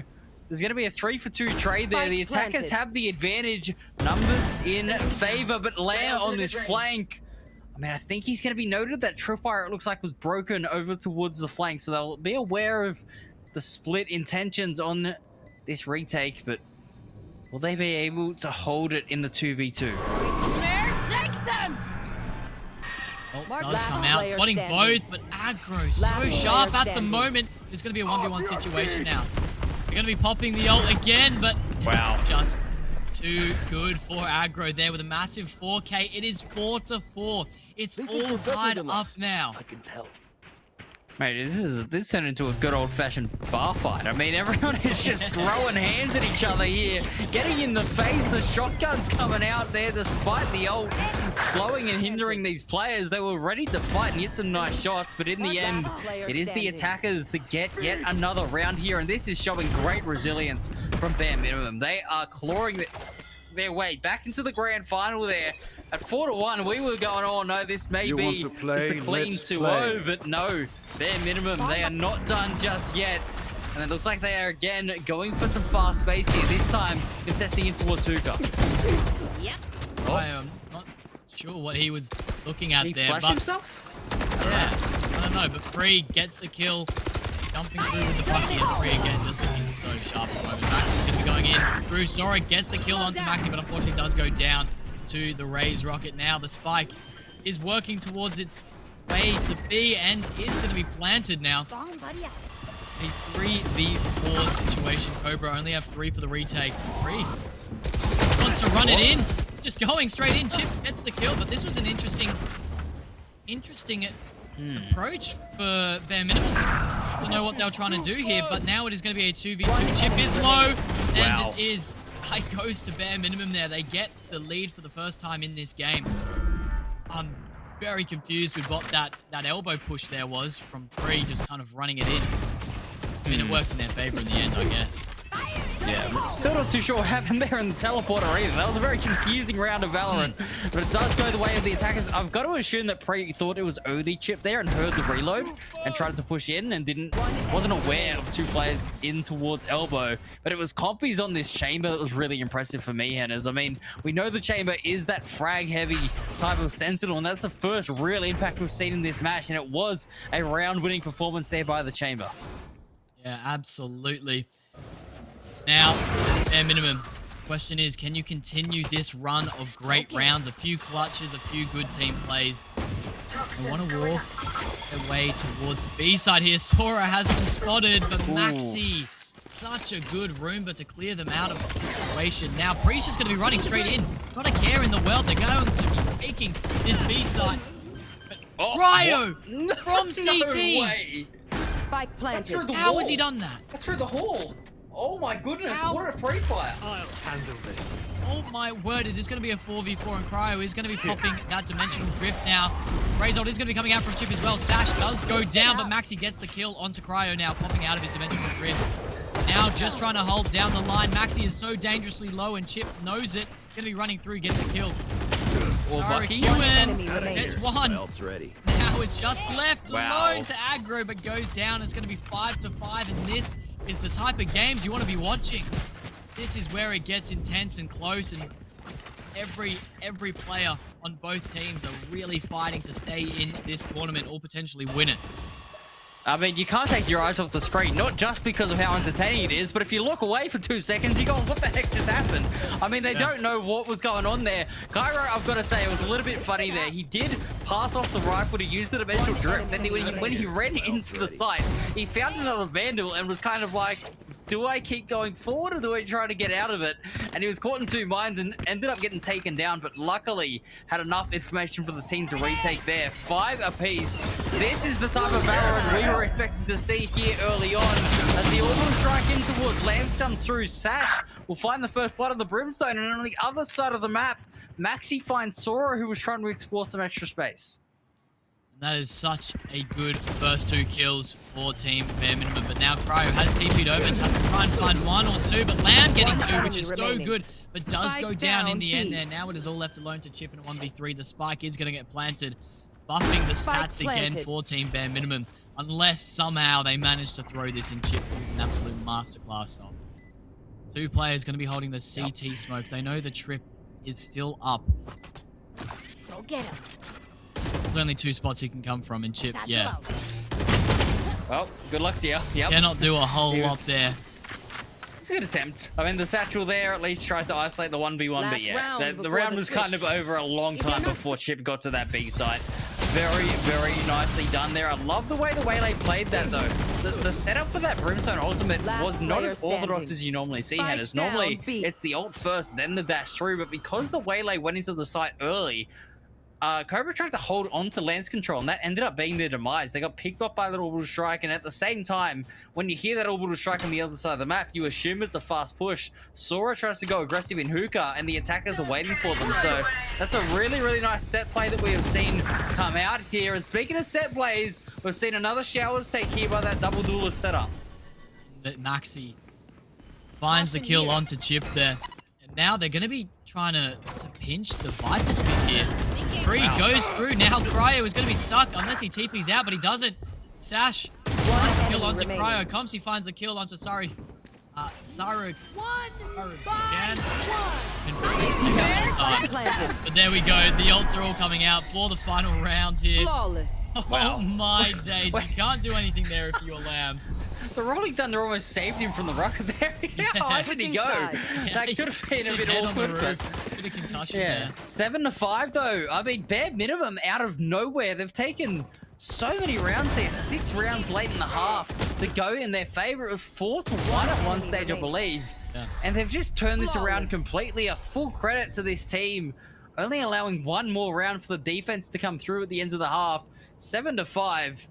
And this is looking good. It looks like they're celebrating a bit early here. Come on, boys, calm down. Yeah. All right, 7-5, second half starting up here. And it's bare minimum with that 2-round lead. Can they get the pistol? Yeah, this will be another crucial pistol. I think... No, COBRA won pistol the first time, but last map we saw bare minimum win both pistol rounds. So currently 2-1 for the pistols. This will be an interesting to see if it's half-half, 2-2, or is it going to be 3-1 with bare minimum? Doing a bit of a set play here. Oh, it's so good. Free and Comsy find the first 2 picks, but Sarah Kewen is going to get the trade out onto Comsy there. Now it's going to be a 3v4, and they're going to be trying to go back towards the A, potentially. Maybe re-clear B short here. They do have the lurk from Sora. Yeah. He's about to meet Maxi sitting backside here. Don't hate going back towards... Oh. Okay, yeah, that shut us both up there. What a shot by Sora. But I don't hate going back towards this A site because of the Viper being played here. You do have that toxic screen to take towards short there. And I mean, listen, that shot over towards Maxi certainly helps your case of taking this A side as the Viper is now taking all the space. Defense have to give up short in this situation to be wary of backside, but it looks like Lance is still being fought by Sash, kind of overstaying their welcome, and they will lose another member here. Bare minimum, maybe a little bit overzealous. Free in such a good spot, but Chip is aware of the potential flank. Now it's all left to aggro. What do you do here in a 1v3? Some of the players are really low here on the side of COBRA. Could potentially do some work, and there's the first, but has to do 2 more, and the defuse of the spike. 22 HP, not looking as likely anymore. Rotating back towards backside here. Still questioning where one of the players is. Knows that there is one towards default. Unaware where the second could be. And Chip gets the kill in the end there. And it is going to be 6 for Team COBRA and 7 for Team Bare Minimum. Indeed, the lead now down to 1 bare minimum, not able to capitalize on the momentum of the first half, and that was a very, very clean pistol there. I love the adjustment to go back towards that A site. Having that Viper gives you that option at all times, right, Headers? I mean, even if the Brimstone does go down, you still have that option to take A short, and whilst obviously holding onto the site after that will be a bit more difficult, having that flexibility and options is, in my opinion, going to give COBRA a much easier time on this attack after we saw bare minimum, where it was kind of just needed to get the pick off the back of the fault line, otherwise they had no forward momentum. So there is a little bit more of a win condition for me for Team COBRA on this attack. We'll see if it benefits them in this second half. Yeah, and this round already looks so weird. All of bare minimum sitting towards the A side here, trying to stack the fuel hall, but unfortunately COBRA is going to be going towards the B side, so bare minimum are going to have to retake with 4 classics and a sheriff. Bree could find the first onto Sora, but it goes in the other direction. Now the spike is going to get planted by Lamb on the B side here, and it's going to be a pretty easy plant here. Not a single player was going to be contesting that. Now the question is, what do you do here? You are Team Bare Minimum. Well, I guess go down to the spike is going to be your option, right? Just stack in towards here and CT. I don't like that they're all holding on this angle. We'll see whether or not they do try to go for something. I don't know. They've dropped a couple more smokes down as if they're trying to take this. It's a risky play to just contact with 4 classics in here. There's not really any time either. This looks like they're just going to hand over some ult orbs. As I do say that, they get a couple of picks here. So a little bit of economic damage in the end. They do take 3 players down. Sora is not going to be there to recover a weapon, I don't think. Ooh, it's going to be close. No, they didn't. Okay, never mind. That's good economic damage there for bare minimum. I thought with the Outlaw on the line, that was the wrong play, but it turns out they're actually going to make COBRA fully reinvest into this round. Yeah, absolutely. I mean, again, COBRA just keep on giving a few kills away, letting bare minimum kind of bring it back in some situations like that. But I think they just kind of want to go for a bit of a buy here. They've got 4 rifles and a Guardian. They are going to be forcing into this round, going, you know what, let's just close out map 2. We've given you a few rounds on the attack. The defense now, we're just going to run you guys down. We're going to send it on. It looks like they are making a bit of presence, getting aggressive here. And bare minimum are then forced towards the backside here. But it doesn't matter. Aggro is going to be finding the first onto Cryo, which is such a good kill for bare minimum. They do lose U-Haul session there. Chip trying to find something. Pre gets one though. Spike does go down. Chip, good for one. Pre finding another one onto Sora. Now you can't do a whole lot into this situation here, Lamb. One and Pre for the 3K, and Compsy getting the final kill onto Chip there. And bare minimum are going to be getting round number 8 for themselves. 7-8, taking the lead back once again. I gotta say, that attack, that execute looked a little labored to me. It looks like it was a little bit disorganized. And yes, there was one kill through a smoke there. I'm not too sure if you caught it coming out of showers. Just Aggro, I think, got just a spam kill through the smoke, and that kind of did disrupt quite a lot of that side take. But it looked like after that, they were a little bit confused on what to do. They kind of half committed towards lands, half towards site. They didn't really try to take any extra space, and they ended up just getting overwhelmed there. So I don't know if that was a comms issue or, like I said, maybe a bit of confusion on where that spam came from. But it did seem like COBRA just sort of second-guessed themselves and hesitated in that retake, whereas bare minimum, they do exactly what they had to do and got themselves a very handy retake to get the lead back. Absolutely, and now bare minimum want to try and hold this lead. You don't want to do what COBRA normally do and give a few picks away when the other team has an eco here. So let's see if bare minimum just keep their guns, keep their numbers, keep their ground. What do you do if you're on Team COBRA? You have a bit of a bad buy. Sora does have a Vandal here, though. I think they're going to see if they can work with that, but Lamb does go down. Compsy gets the first blood. Spots the spike, but then TP's out. They have 3 players for bare minimum stacked towards the B side with the chamber trip still up. Caio is trying to find just something here with the Marshal. Still a little bit slow. No one's speaking just yet. Not showing anything.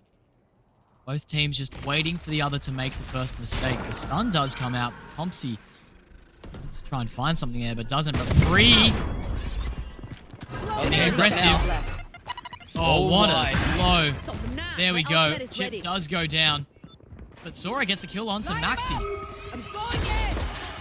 Big ultimates come through, being committed here. As Pre is going to hit a lovely flick over towards Caio. That is going to be the Yori going down. Sora, though, has managed to get in towards Lance here. As the 3K gets the 4th, requires the ace for the clutch, and can't do it as Pre shuts it down. The Waylay getting value there in the end, thanks to the ultimate to find a couple openers. But my goodness, what an effort to come through from Sora, who managed to just sneak their way into the enemy backlines. Absolutely. Sora was looking so sharp there, and I potentially thought they would get the ace there. But I mean, again, Pre with such a good slow there, getting some crucial kills, but bare minimum getting down to 1 player. Sora gets 4 with the Vandal they bought up, and it was an eco buy for them. They get 4 with the Vandal. You just can't allow that if you were on bare minimum. But they get the round in the end there, which is what they want. But now they are going to be going against COBRA with 5 rifles here. 9-7. These are the rounds you really want to start to win, because this is where the game can go any way. 100% here as Caio is going to get out of that situation, and it's actually going to be Chip who was waiting for that trap to be sprung. So there you go. COBRA have made the adjustment to what we saw on the pistol round their headers of that B long trap. They've baited it out this time, and they've been rewarded with the first blood. Yeah, and it looks like COBRA are ready to hit towards the A side here. They do have numbers. They are ready for it. Caio is going to be popping that dimensional drift. Popping the ult all the way through A here. Trying to clear out where players are and where they can run through here. And Sora gets the kill onto Maxi. Slub Zero is going to get the trade out onto Sora, though. Rolling Thunder is going to be coming through, and the rotate has been called. COBRA are going to be sending it towards the B site here. Getting the space. You do have Chip waiting in the TP to see if anyone follows through, but no one does just yet. Now, Cryo. Cyro's trying to jump onto this line here. Just waiting. Does have a little bit of util to work with here. 2 flashes.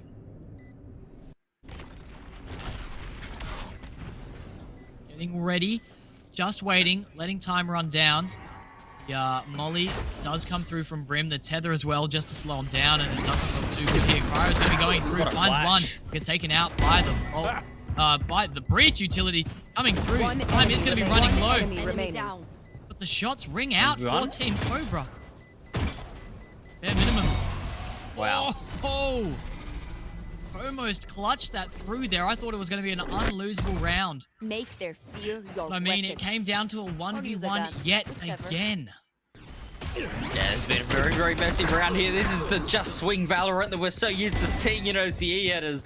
It's just aggro went out, the aftershock, getting that trade over towards Cairo, and then all of a sudden it came down to that 1v1. Now, Sash had to stick half there. Couldn't afford to get off with the time being so low, and I think Lamb was fully aware of that, so had it under control, got the clutch in that 1v1 scenario, and get COBRA their 8th. I mean, this is a grand final worth watching, I gotta say. Map 2, it's all on the line. COBRA are keeping their minimum in check, and it'll be Chip to open up on towards Compies there. The chamber, again, having to play these aggressive lines, not finding the pick. Yeah, I mean, Compsy played that spot last round and got away with, or maybe 2 rounds ago, got away with the first blood, but Chip just punishes it now. They don't really swap up anything that they did. COBRA starting to read and understand how Bare Minimum like to play. Starting to dissect them. Cryo's just holding the line with the Outlaw on the B. They're not going to be met with anyone just yet. Such a defensive line here. I mean, you've got 3 players of Bare Minimum sitting towards backside, and you've got the Breach in Heaven, scared of the B lurk. Like, that's how much space they're giving, and gambling that it is an A hit. And they are going to be right. Chip is going to be going through with the rocket. Narrowly just misses the Prim. I think the damage was done. No, not even. 3. Going to be going through, but Yukin is going to get the shot onto Pre, but they still have to deal with a few more players here. Maxi does throw the nade to try and prevent the plant, but it is going to be going through Lamb. Sticks it, but does go down. Maxi finding the kill. Now this is looking so much better for Bare Minimum. They are going to be finding the kill onto Chip as well. Now it's going to be a 2v3 situation. The spike is running on time here, but aggro does go down. Sora with such a nice kill, thinking about popping the Viper's pit, and does. Now Cryo just holding the outlaw. Swings the elbow, gets the first, and now it's left to Maxi, who gets one, but has to kill the Viper. Has to kill Sora in their own pit. Going to be walking up, and Maxi, unfortunately, is not going to have enough time, and Sora gets a kill in the end. 9-9 now. Team COBRA have evened it out. They've brought it back, and these rounds are going to be crucial for both teams here now. Absolutely. It's back to all square here. Economy is pretty even as well, to be fair, because, I mean, it's coming down to so many 1v1 tenders. I feel like this is the series we've seen the most 1v1 situations. I'll be honest with you. I'd be interested to see what the numbers really were, but it feels like every single round is coming down to that clutch play, and at the moment, I gotta say, COBRA are playing the clock perfectly. They're getting the spike down with a comfortable amount of time, but in these post planes, they're able to stall out and hold chokes just for enough time to make those final 1v1 situations super awkward for the defenders to retake. Yeah, and now you are Bare Minimum. You're on defense here. You're playing pretty well defensively, but you can't just get those last picks there. But there it is. Now they're swapping up, finding the first blood again. 3, taking down Cryo, which is such a big kill. Consi wants to continue to go. Narrowly just misses the shot and has to back away. Does go down in the end there to Sarakuan. And now it looks like Team COBRA have the B side yet again. They do like to alternate. Here we go. Orbital Strike does come out to prevent the plant, and it does it really well. COBRA now have to decide what do they do here, and all of Bare Minimum are going to be running onto the side here. Pre is going to get the kill, and just like that, COBRA are going to go towards the A site here. Now, they don't have a lot of time because Bare Minimum are absolutely sending it in. Lamb trying to get aggressive on the CT line here, but is pushed back.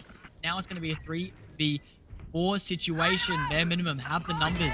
Ults coming out left, right, and center. Maxi trying to find one, but just aggro gets a kill onto Lamb with the utility there. Such a nice set play with the ult and the util. Orbital Strike now does come out, and Sora in a 1v. Oh my days! Sora! No! Was stuck alone, and Sarakuan was stuck in showers just playing Orbital Strike, and Sora doing so much work. The tap does come through, but aggro is so low. They know the player's not on, and Sora, what a round!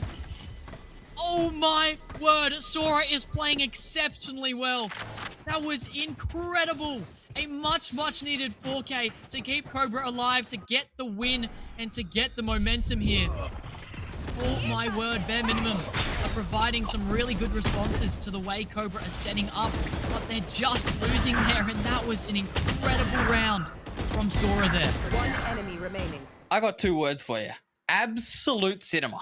That's the only 2 words to describe what we've just seen on our screens there. How has Sora made those adjustments to get that multi-kill? The 4K comes out, and that again is a grand final moment. COBRA get the lead 10-9 thanks to Sora's massive 4K, and they're going for a bit of a change of pace here. Up over on long, it looks like. On Showers. The defenders go through, and they've run into the raid boss yet again. Sora! You are 25-12, putting an absolute just masterclass of a performance here. Now, if you were team Bare Minimum, Bare Minimum just looks so lost and stuck here. What do you do now? Sash finds one. One enemy Obviously remaining. finds another one, but Chip, they're just going to be running it down, and Chip, a nice little headshot out there. Sora is playing so well. A massive 3K, just sitting outside Showers, and Bare Minimum just walks straight into his crosshair. I mean, yeah, Sora is having one of those halves right now. Just everything he's touching is turning to gold, and that is just so well played there. The Showers aggression came through. There was a bit of stuff, you know, going over towards long there. That's why I kind of got the location mixed up here. But okay, yeah, pop flash trying to isolate the player. You can see, you can see exactly what Bare Minimum were going for, right? That you know, play completely makes sense. But Sora's just turned the flash and then pop 3 heads. That is disgusting play to come through from the Viper. 11-9 now, and the defense, you can see them feeling the pressure. They're going for these ultra aggressive plays. Cairo comes through. It's not going to be confirmed, and Cairo will find the first blood. Shut down now, but it's all going downhill for Bare Minimum. Absolutely, Bare Minimum don't shoot the clone. Cairo sees 3 of them long and just continues to go through, gets one, and then TP's out. Unfortunately, does go down to Oxy there, but the raid does ring through.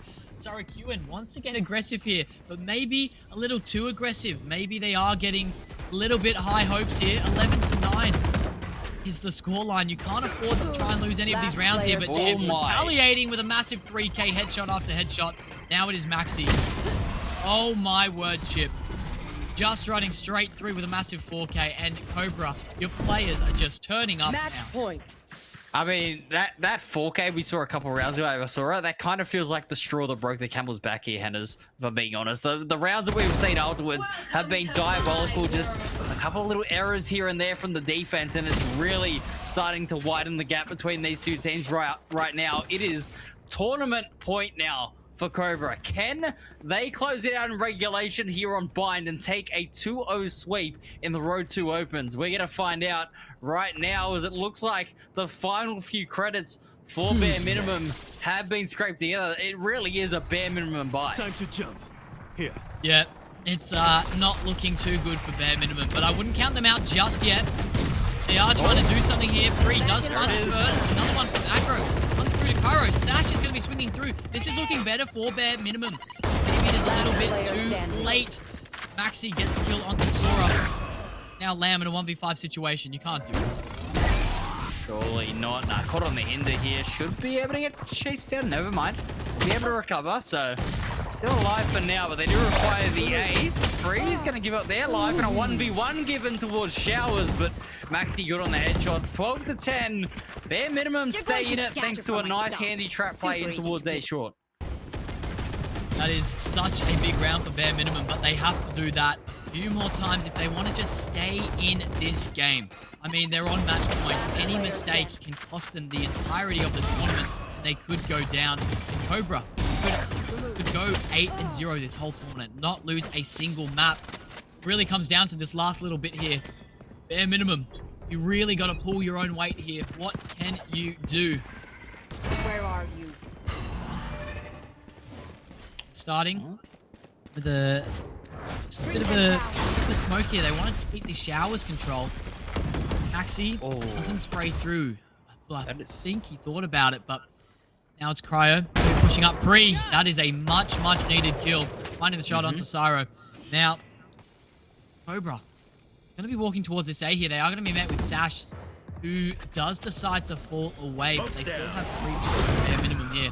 Flash does come through, and Sash is going to get that first kill. The TP is going to be coming out from COBRA, but Maxi denies one of them. And now they have to fight Pre and Compsy on this B site here. They have to do something, but it's not looking too good for COBRA now. This looks like it will be 12-11. Potential overtime, depending on how next round goes, but let's focus on this one just for the time being. Chip and Sora, both of these players playing incredibly well. If there was anyone on Team COBRA who could do this, I would put it down to these two in this moment right now. 30 seconds left on the clock. Do they decide to potentially 30 seconds save? left.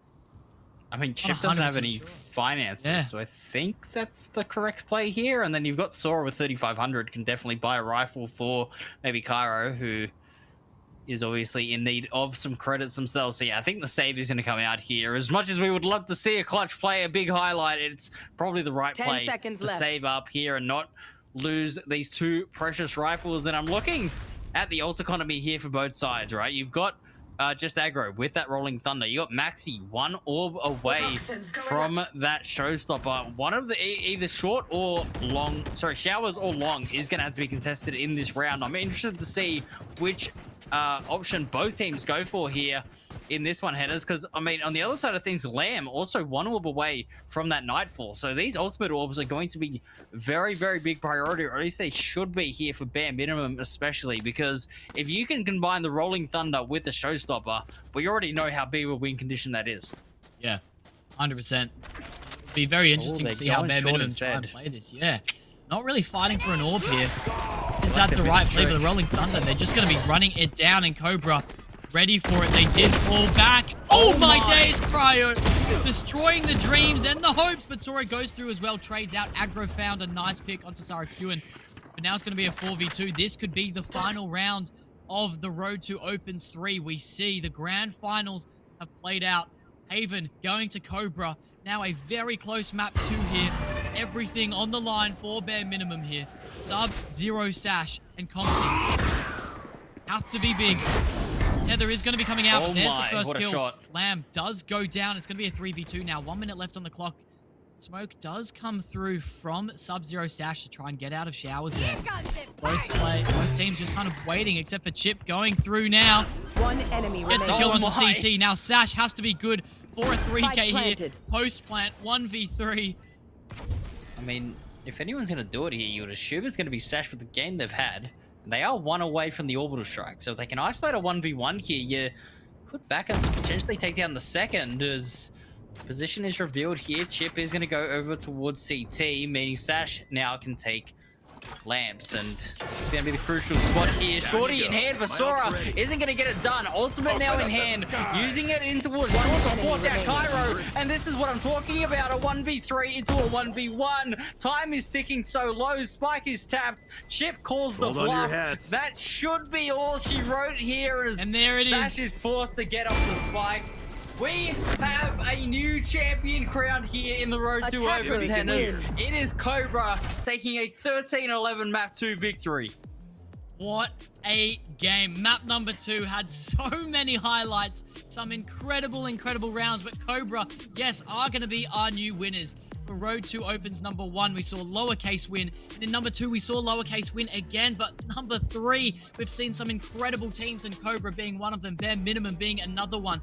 COBRA now being the new reigning champ, undefeated in Road to Opens 3, and they had such a tough bracket run. I mean, it was incredible for them to go undefeated going up against teams like Bandit Fury. And yeah, bare minimum as well. 5 dudes, 1 spike. Solar Rex, who were favorites as well and have won previously. But what a finals we had there. I know it was a 2-0, but bare minimum definitely did not go down without a fight. That was such a good map number 2. Unfortunately, they will be eliminated. Coming so close, yet so far from the for the win. But yeah, what a map number 2. We saw some incredible plays from both teams there. Yeah, 100%. I mean, we got to shout out Sora. Sora absolutely opened up the game. It was deadlocked. It was going the distance. I thought overtime was for sure on the cards. And then Sora just pulls out that 4K in the 1 round. And then literally, 40 seconds later, pulls off that 3K towards Shoutless. Like that, those 2 moments, I think, defined this map. And it was a 2-round victory. And I think that those 2 were the most impactful rounds of the series right there. Sora, a deserved match MVP, 26 and 15 on the Viper with a couple first bloods. Chip as well, I've got to say, did phenomenally well on that raise. Found a lot of space. Kyra was consistent throughout the whole thing. Lamb and Surakuran as well had their moments. Played a lot of that supportive utility given the agents they were on.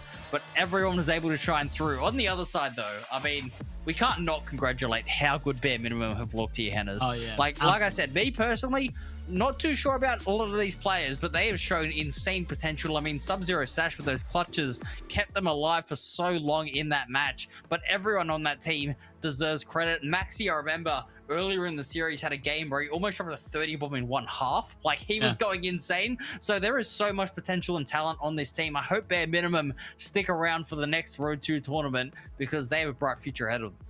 Oh, 100%. I mean, this was, the Road to Opens number 3. We still have Road to Opens number 4, but both of the teams that we saw tonight will be getting an invite to the Road to Invitational, so we will see them again, potentially another head-to-head against them. It would be great to see how these teams adapt and play, and potentially see them fight again in the Invitational. That will be super cool to see, but we will see them both in the Invitational, potentially in Road to Opens number 4 as well. What a finals we had on our hands there. Both teams absolutely played out of their minds. COBRA just played that little bit better and will be taking home the victory and the $100. I mean, their pockets, food's on the table tonight. Dinner has been served. Thank you to the Road to. Yeah, there you go. Go buy your Valentine's something nice tonight. But I mean, yeah, such a good finals. I don't think it was a disappointment. I think it was incredible. Map 2 as well. I mean, we saw so many highlights. Some incredible rounds. Neither of the teams should be disappointed. I think both teams did so well. It was such a good game. Yeah, I mean, there really isn't much left out there on the server. Both teams poured their heart out into that one, and it was COBRA who just won the moments. And, you know, grand finals are all about moments, right? There's a lot of macros, a lot of prep you can do. You can study your opposition. You can have your anti-strats. But in the moment, when you're up against a 1v3 situation, can you land the headshots? Can you pull your team out of a position that looks dire? And COBRA tonight were the team that did just that. They were the first team to really push bare minimum to their limits as well, which shows the quality of both of these rosters. But bare minimum were just unable to hang on map number 2. They go down in a brutal 13-11. And again, headers, it was a 1v3 situation that came down to a 1v1. I mean, it was just that round, that final round of the match, I think absolutely personifies the entire series. Absolute nail biter. Bare minimum needing to respond, but COBRA just edging them out. Yeah, absolutely. I mean, it was such a good game. It would have been so interesting to see if Sora didn't have some of those incredible rounds. I think bare minimum would have secured the win for map number 2. If we went to Abyss for map number 3, I don't know which team would have won that. I mean, I think COBRA definitely lucky that they had Sora on their team. I think that was their sub. Like, they came in not playing any of the games before and absolutely proved their worth as why they were such a good sub. It was so good. Yeah, we are going to be giving the MVP award out again. I'm just chatting with Cookie quickly now to see who do we give this out to, but I think we are going to be choosing someone from Team COBRA because all of the players on the team just highlights again and again on any map against any team, playing so well. Yeah, I mean, good luck to you finding just one player there. That was a complete team performance. I mean, these guys absolutely went nuts. Yes, Sora, I mean, obviously the clear MVP of map 2, but even in map 1, it was Cairo, it was Sarakuran who had big rounds. Lamb as well had a lot of impact on the Sova on Haven. And I mean, on the other side of things, you've got, you know, Pre having a great game on the Duelist, getting lots of impact, plenty of frags going out. I mean, Sash with the clutches was absolutely phenomenal. There's a lot of individuals today who really, really stood up. So yeah, good luck to you in deciding the MVP. But I mean, yeah, both teams just absolutely incredible performances there. A brilliant run from Bare Minimum that was just cut short at the end. But I mean, they've certainly left a mark on this Road 2 tournament. And I mean, the Road 2 community in general, I think, are going to know and respect the names of Bare Minimum.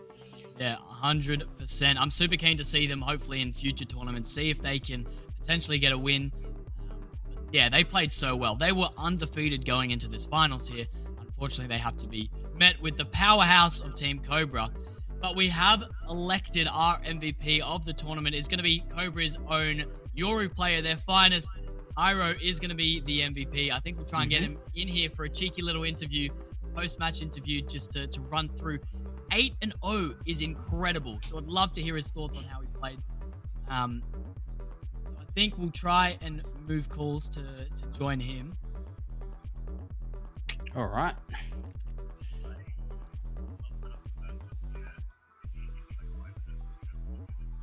Yep. Yeah. All right, we'll cut to a short break, and then we'll come back very soon, and we'll have the interview with the MVP of the Road to Opens number 3 tournament, Cairo, from Team Cobra. See you all in just a second.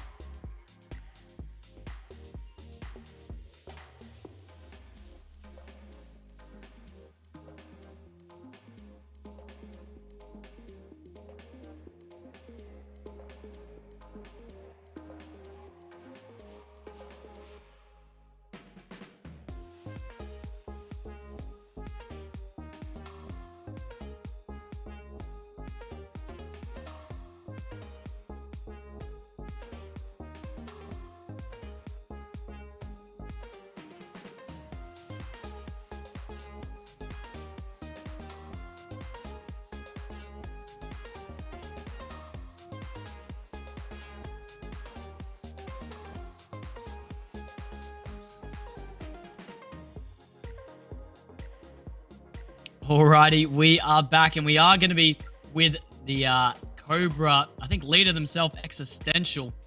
Not sure if they were the team leader, but they were obviously, you know what, MVP, because Cairo is feeling a little bit unwell, so he's nominated Existential instead. But yeah, Existential, how 8-0 is an incredible run through the road to Opens number 3. There were some tough teams in there. How did you manage to not drop a single map? I mean, honestly, I owe it all to my team.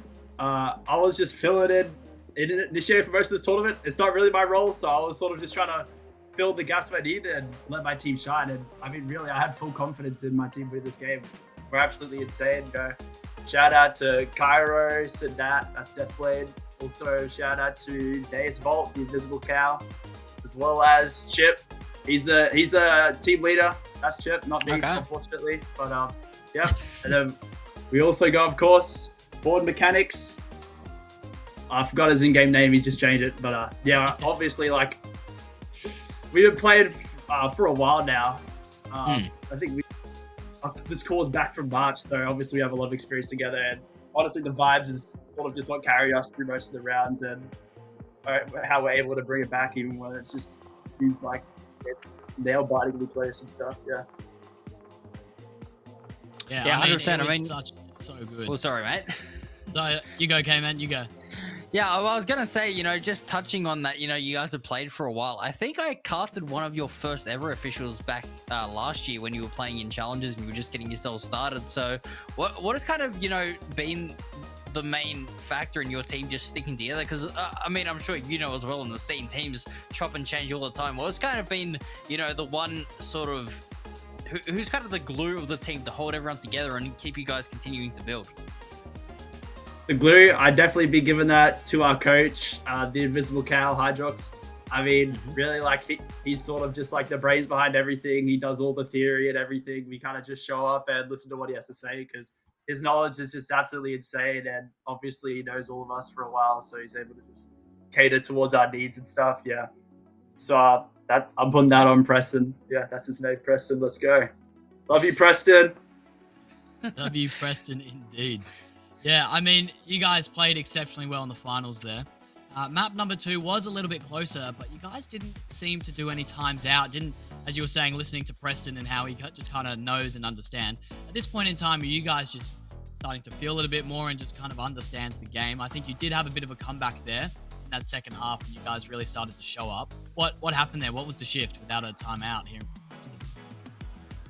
Yeah, I mean, obviously with the comp that they're running, solo breach, they're just going to be like running it down an attack sort of thing, and there wasn't really much we could do about that. But when it comes to defense, like the lack of info that they have from their comp, it just sort of makes it easier for us to sort of work the map and sort of figure out what their plan is when they can't really, you know, re-clear space without, you know, just facing it. And so that was like one of the main factors of us coming back in the second half. But other than that, I mean, really just like, we're all here to have fun, so the mentals usually aren't too shattered, and yeah, we're able to just sort of build that momentum back up and being a you know, great team in terms of our mental and sort of just like companionship. Yeah, well, I mean, you know, just touching one more question here, kind of in the final, mate. I mean, Sora, obviously, like we were saying, a substitute player that came in. I mean, when he was getting those 4Ks and just doing everything on bind, everything he touched just turned to gold. I mean, that must have made you guys so confident to be able to close out that game, because I think it was 9-10 or something where he got that 4K in A short, just opening up the game. And then the very next round, he found 3 towards showers and everything just started going your way. You know, what was that kind of like in the call? I mean, was everyone, you know, really getting hyped for each other? I mean, that would have been such an exciting time for you. And was that kind of the moment you knew you had it in the bag? Oh yeah, absolutely. When I saw that 4K, my pants were no longer dry. Just going to say that. I'm not going to elaborate any further. But yeah, no, Sora, absolutely insane. Just this random guy picked him up off the streets of Ranked, and you know, he's like, yeah, sure, I'll give it a try. Yeah, I've never heard of this guy before, but you know what? He's absolutely insane. So, you know, a little bit of recognition here for Sora. Absolutely insane. Thank you for subbing, bro. You're crazy. Yeah, right, I mean, he had such a good map too. It was so good. Anyway, thank you so much for joining us, Exy. Such a good win for Team Cobra, 8-0. I mean, you guys absolutely dominated. You will be getting an invite to the Road to Invitational. Potentially, we'll see you back for your Road to Opens number 4. Maybe winning that as well. Thank you so much for joining us. Appreciate it. All right, thank you. Thank you for running this tournament, bro. It was awesome. I had lots of fun. No worries. Anytime. Thank you for joining us. Well, there you go. Yeah. I mean, they're excited. They're happy and pumped up. And that's what you wanted to hear. I mean, that was great answers for that whole interview. It really gives you an insight into these teams that do stick together. Like I said, these guys formed way back in, very early 2025 playing in challenges. And I believe they just missed out on the top 16 in stage 1, if I'm not mistaken, and made it in stage 2, and they didn't quite get the results they were looking for. But that was the start of their foundations. That's where they've laid it down. They've had their core. Obviously, the Invisible Cow in chat, big shout out to the coach there. He's been working so hard. I mean, I've known him for quite some time as well. Very hard working coach, so it's great to see him find some success here as well. And I mean, look, it just seems like this is a team that really is starting to build that momentum, and 2026 seems to be the year where they're starting to find success for all that hard work. Yeah, absolutely. I mean, they completely deserve to win that. They looked so good there. Definitely the better team. All their games, they had such a good run there. 8-0. I've said many times before, but against solid teams again. So these guys are looking promising. They have a very bright future ahead of them. They are going to be rounding us out for the Road to Opens number 3. I mean, it was such an incredible tournament. We had so many teams, 32 teams to be exact, join up. And unfortunately, because we don't have all the time in the world, we had to do no lower bracket. And so some teams, unfortunately, there were a few upsets being eliminated straight away. But I mean, 32 teams joining up. That is a lot of players, a lot of teams. There is a lot that goes in behind the scenes. Obviously, yes, we are running this as Road 2, but there is so many people volunteering, putting their hands up. K-Man is one of them. We have TJ Bruce producing today as well, which is such a privilege to have him. The GOAT, yes, indeed. And I want to shout out Cookie Zoo as well. He's been my number 2, helping me out in so much this tournament. I mean, I've been busy some days and we've had some things go down, and he's just been able to take the charge, be able to lead this tournament so well. So we've been able to run such a smooth tournament, be able to enjoy it, and everyone can have fun, because that's the goal at the aim of the day, is for everyone to have the tournament experience, have some fun with it. And I mean, I think we can all agree it's been such a good tournament. So I want to thank you guys as well for watching, and for those who participated in it. If you did get out early on, hey, Rego might be coming out soon. I'm not going to say anything just yet. But if you're in the Discord, you have the 20 roll pass, you will be notified when the next registration comes out. But that is going to be us for Road to Opens number 3. Yeah, 100%. Shout out to the observers as well. Nebula and Yuizon as well, always putting in a good show. The observers are what makes casting so easy for us. I mean, we're just watching the show at this point, and they are absolutely talented. Sometimes they do go under the radar, but their talents are certainly not missed at all. So very, very grateful for the talent, both from yourself, headers, and obviously the Road 2 staff you were thanking, as well as, a few of the guys from Wave OCE coming over and helping produce this grand final. It's good to see everyone in OCE working together. I mean, who said OCE Valorant is dead, mate? It's never been more alive. We've got so much participation, so many teams competing, and I'm keen for the next one as well. Yeah, I'm super keen. Anyway, thank you so much for watching today. Congratulations again to Team Cobra, who are going to be our new reigning champs. Appreciate you all so much for watching, and we'll catch you all for the next one. See you guys.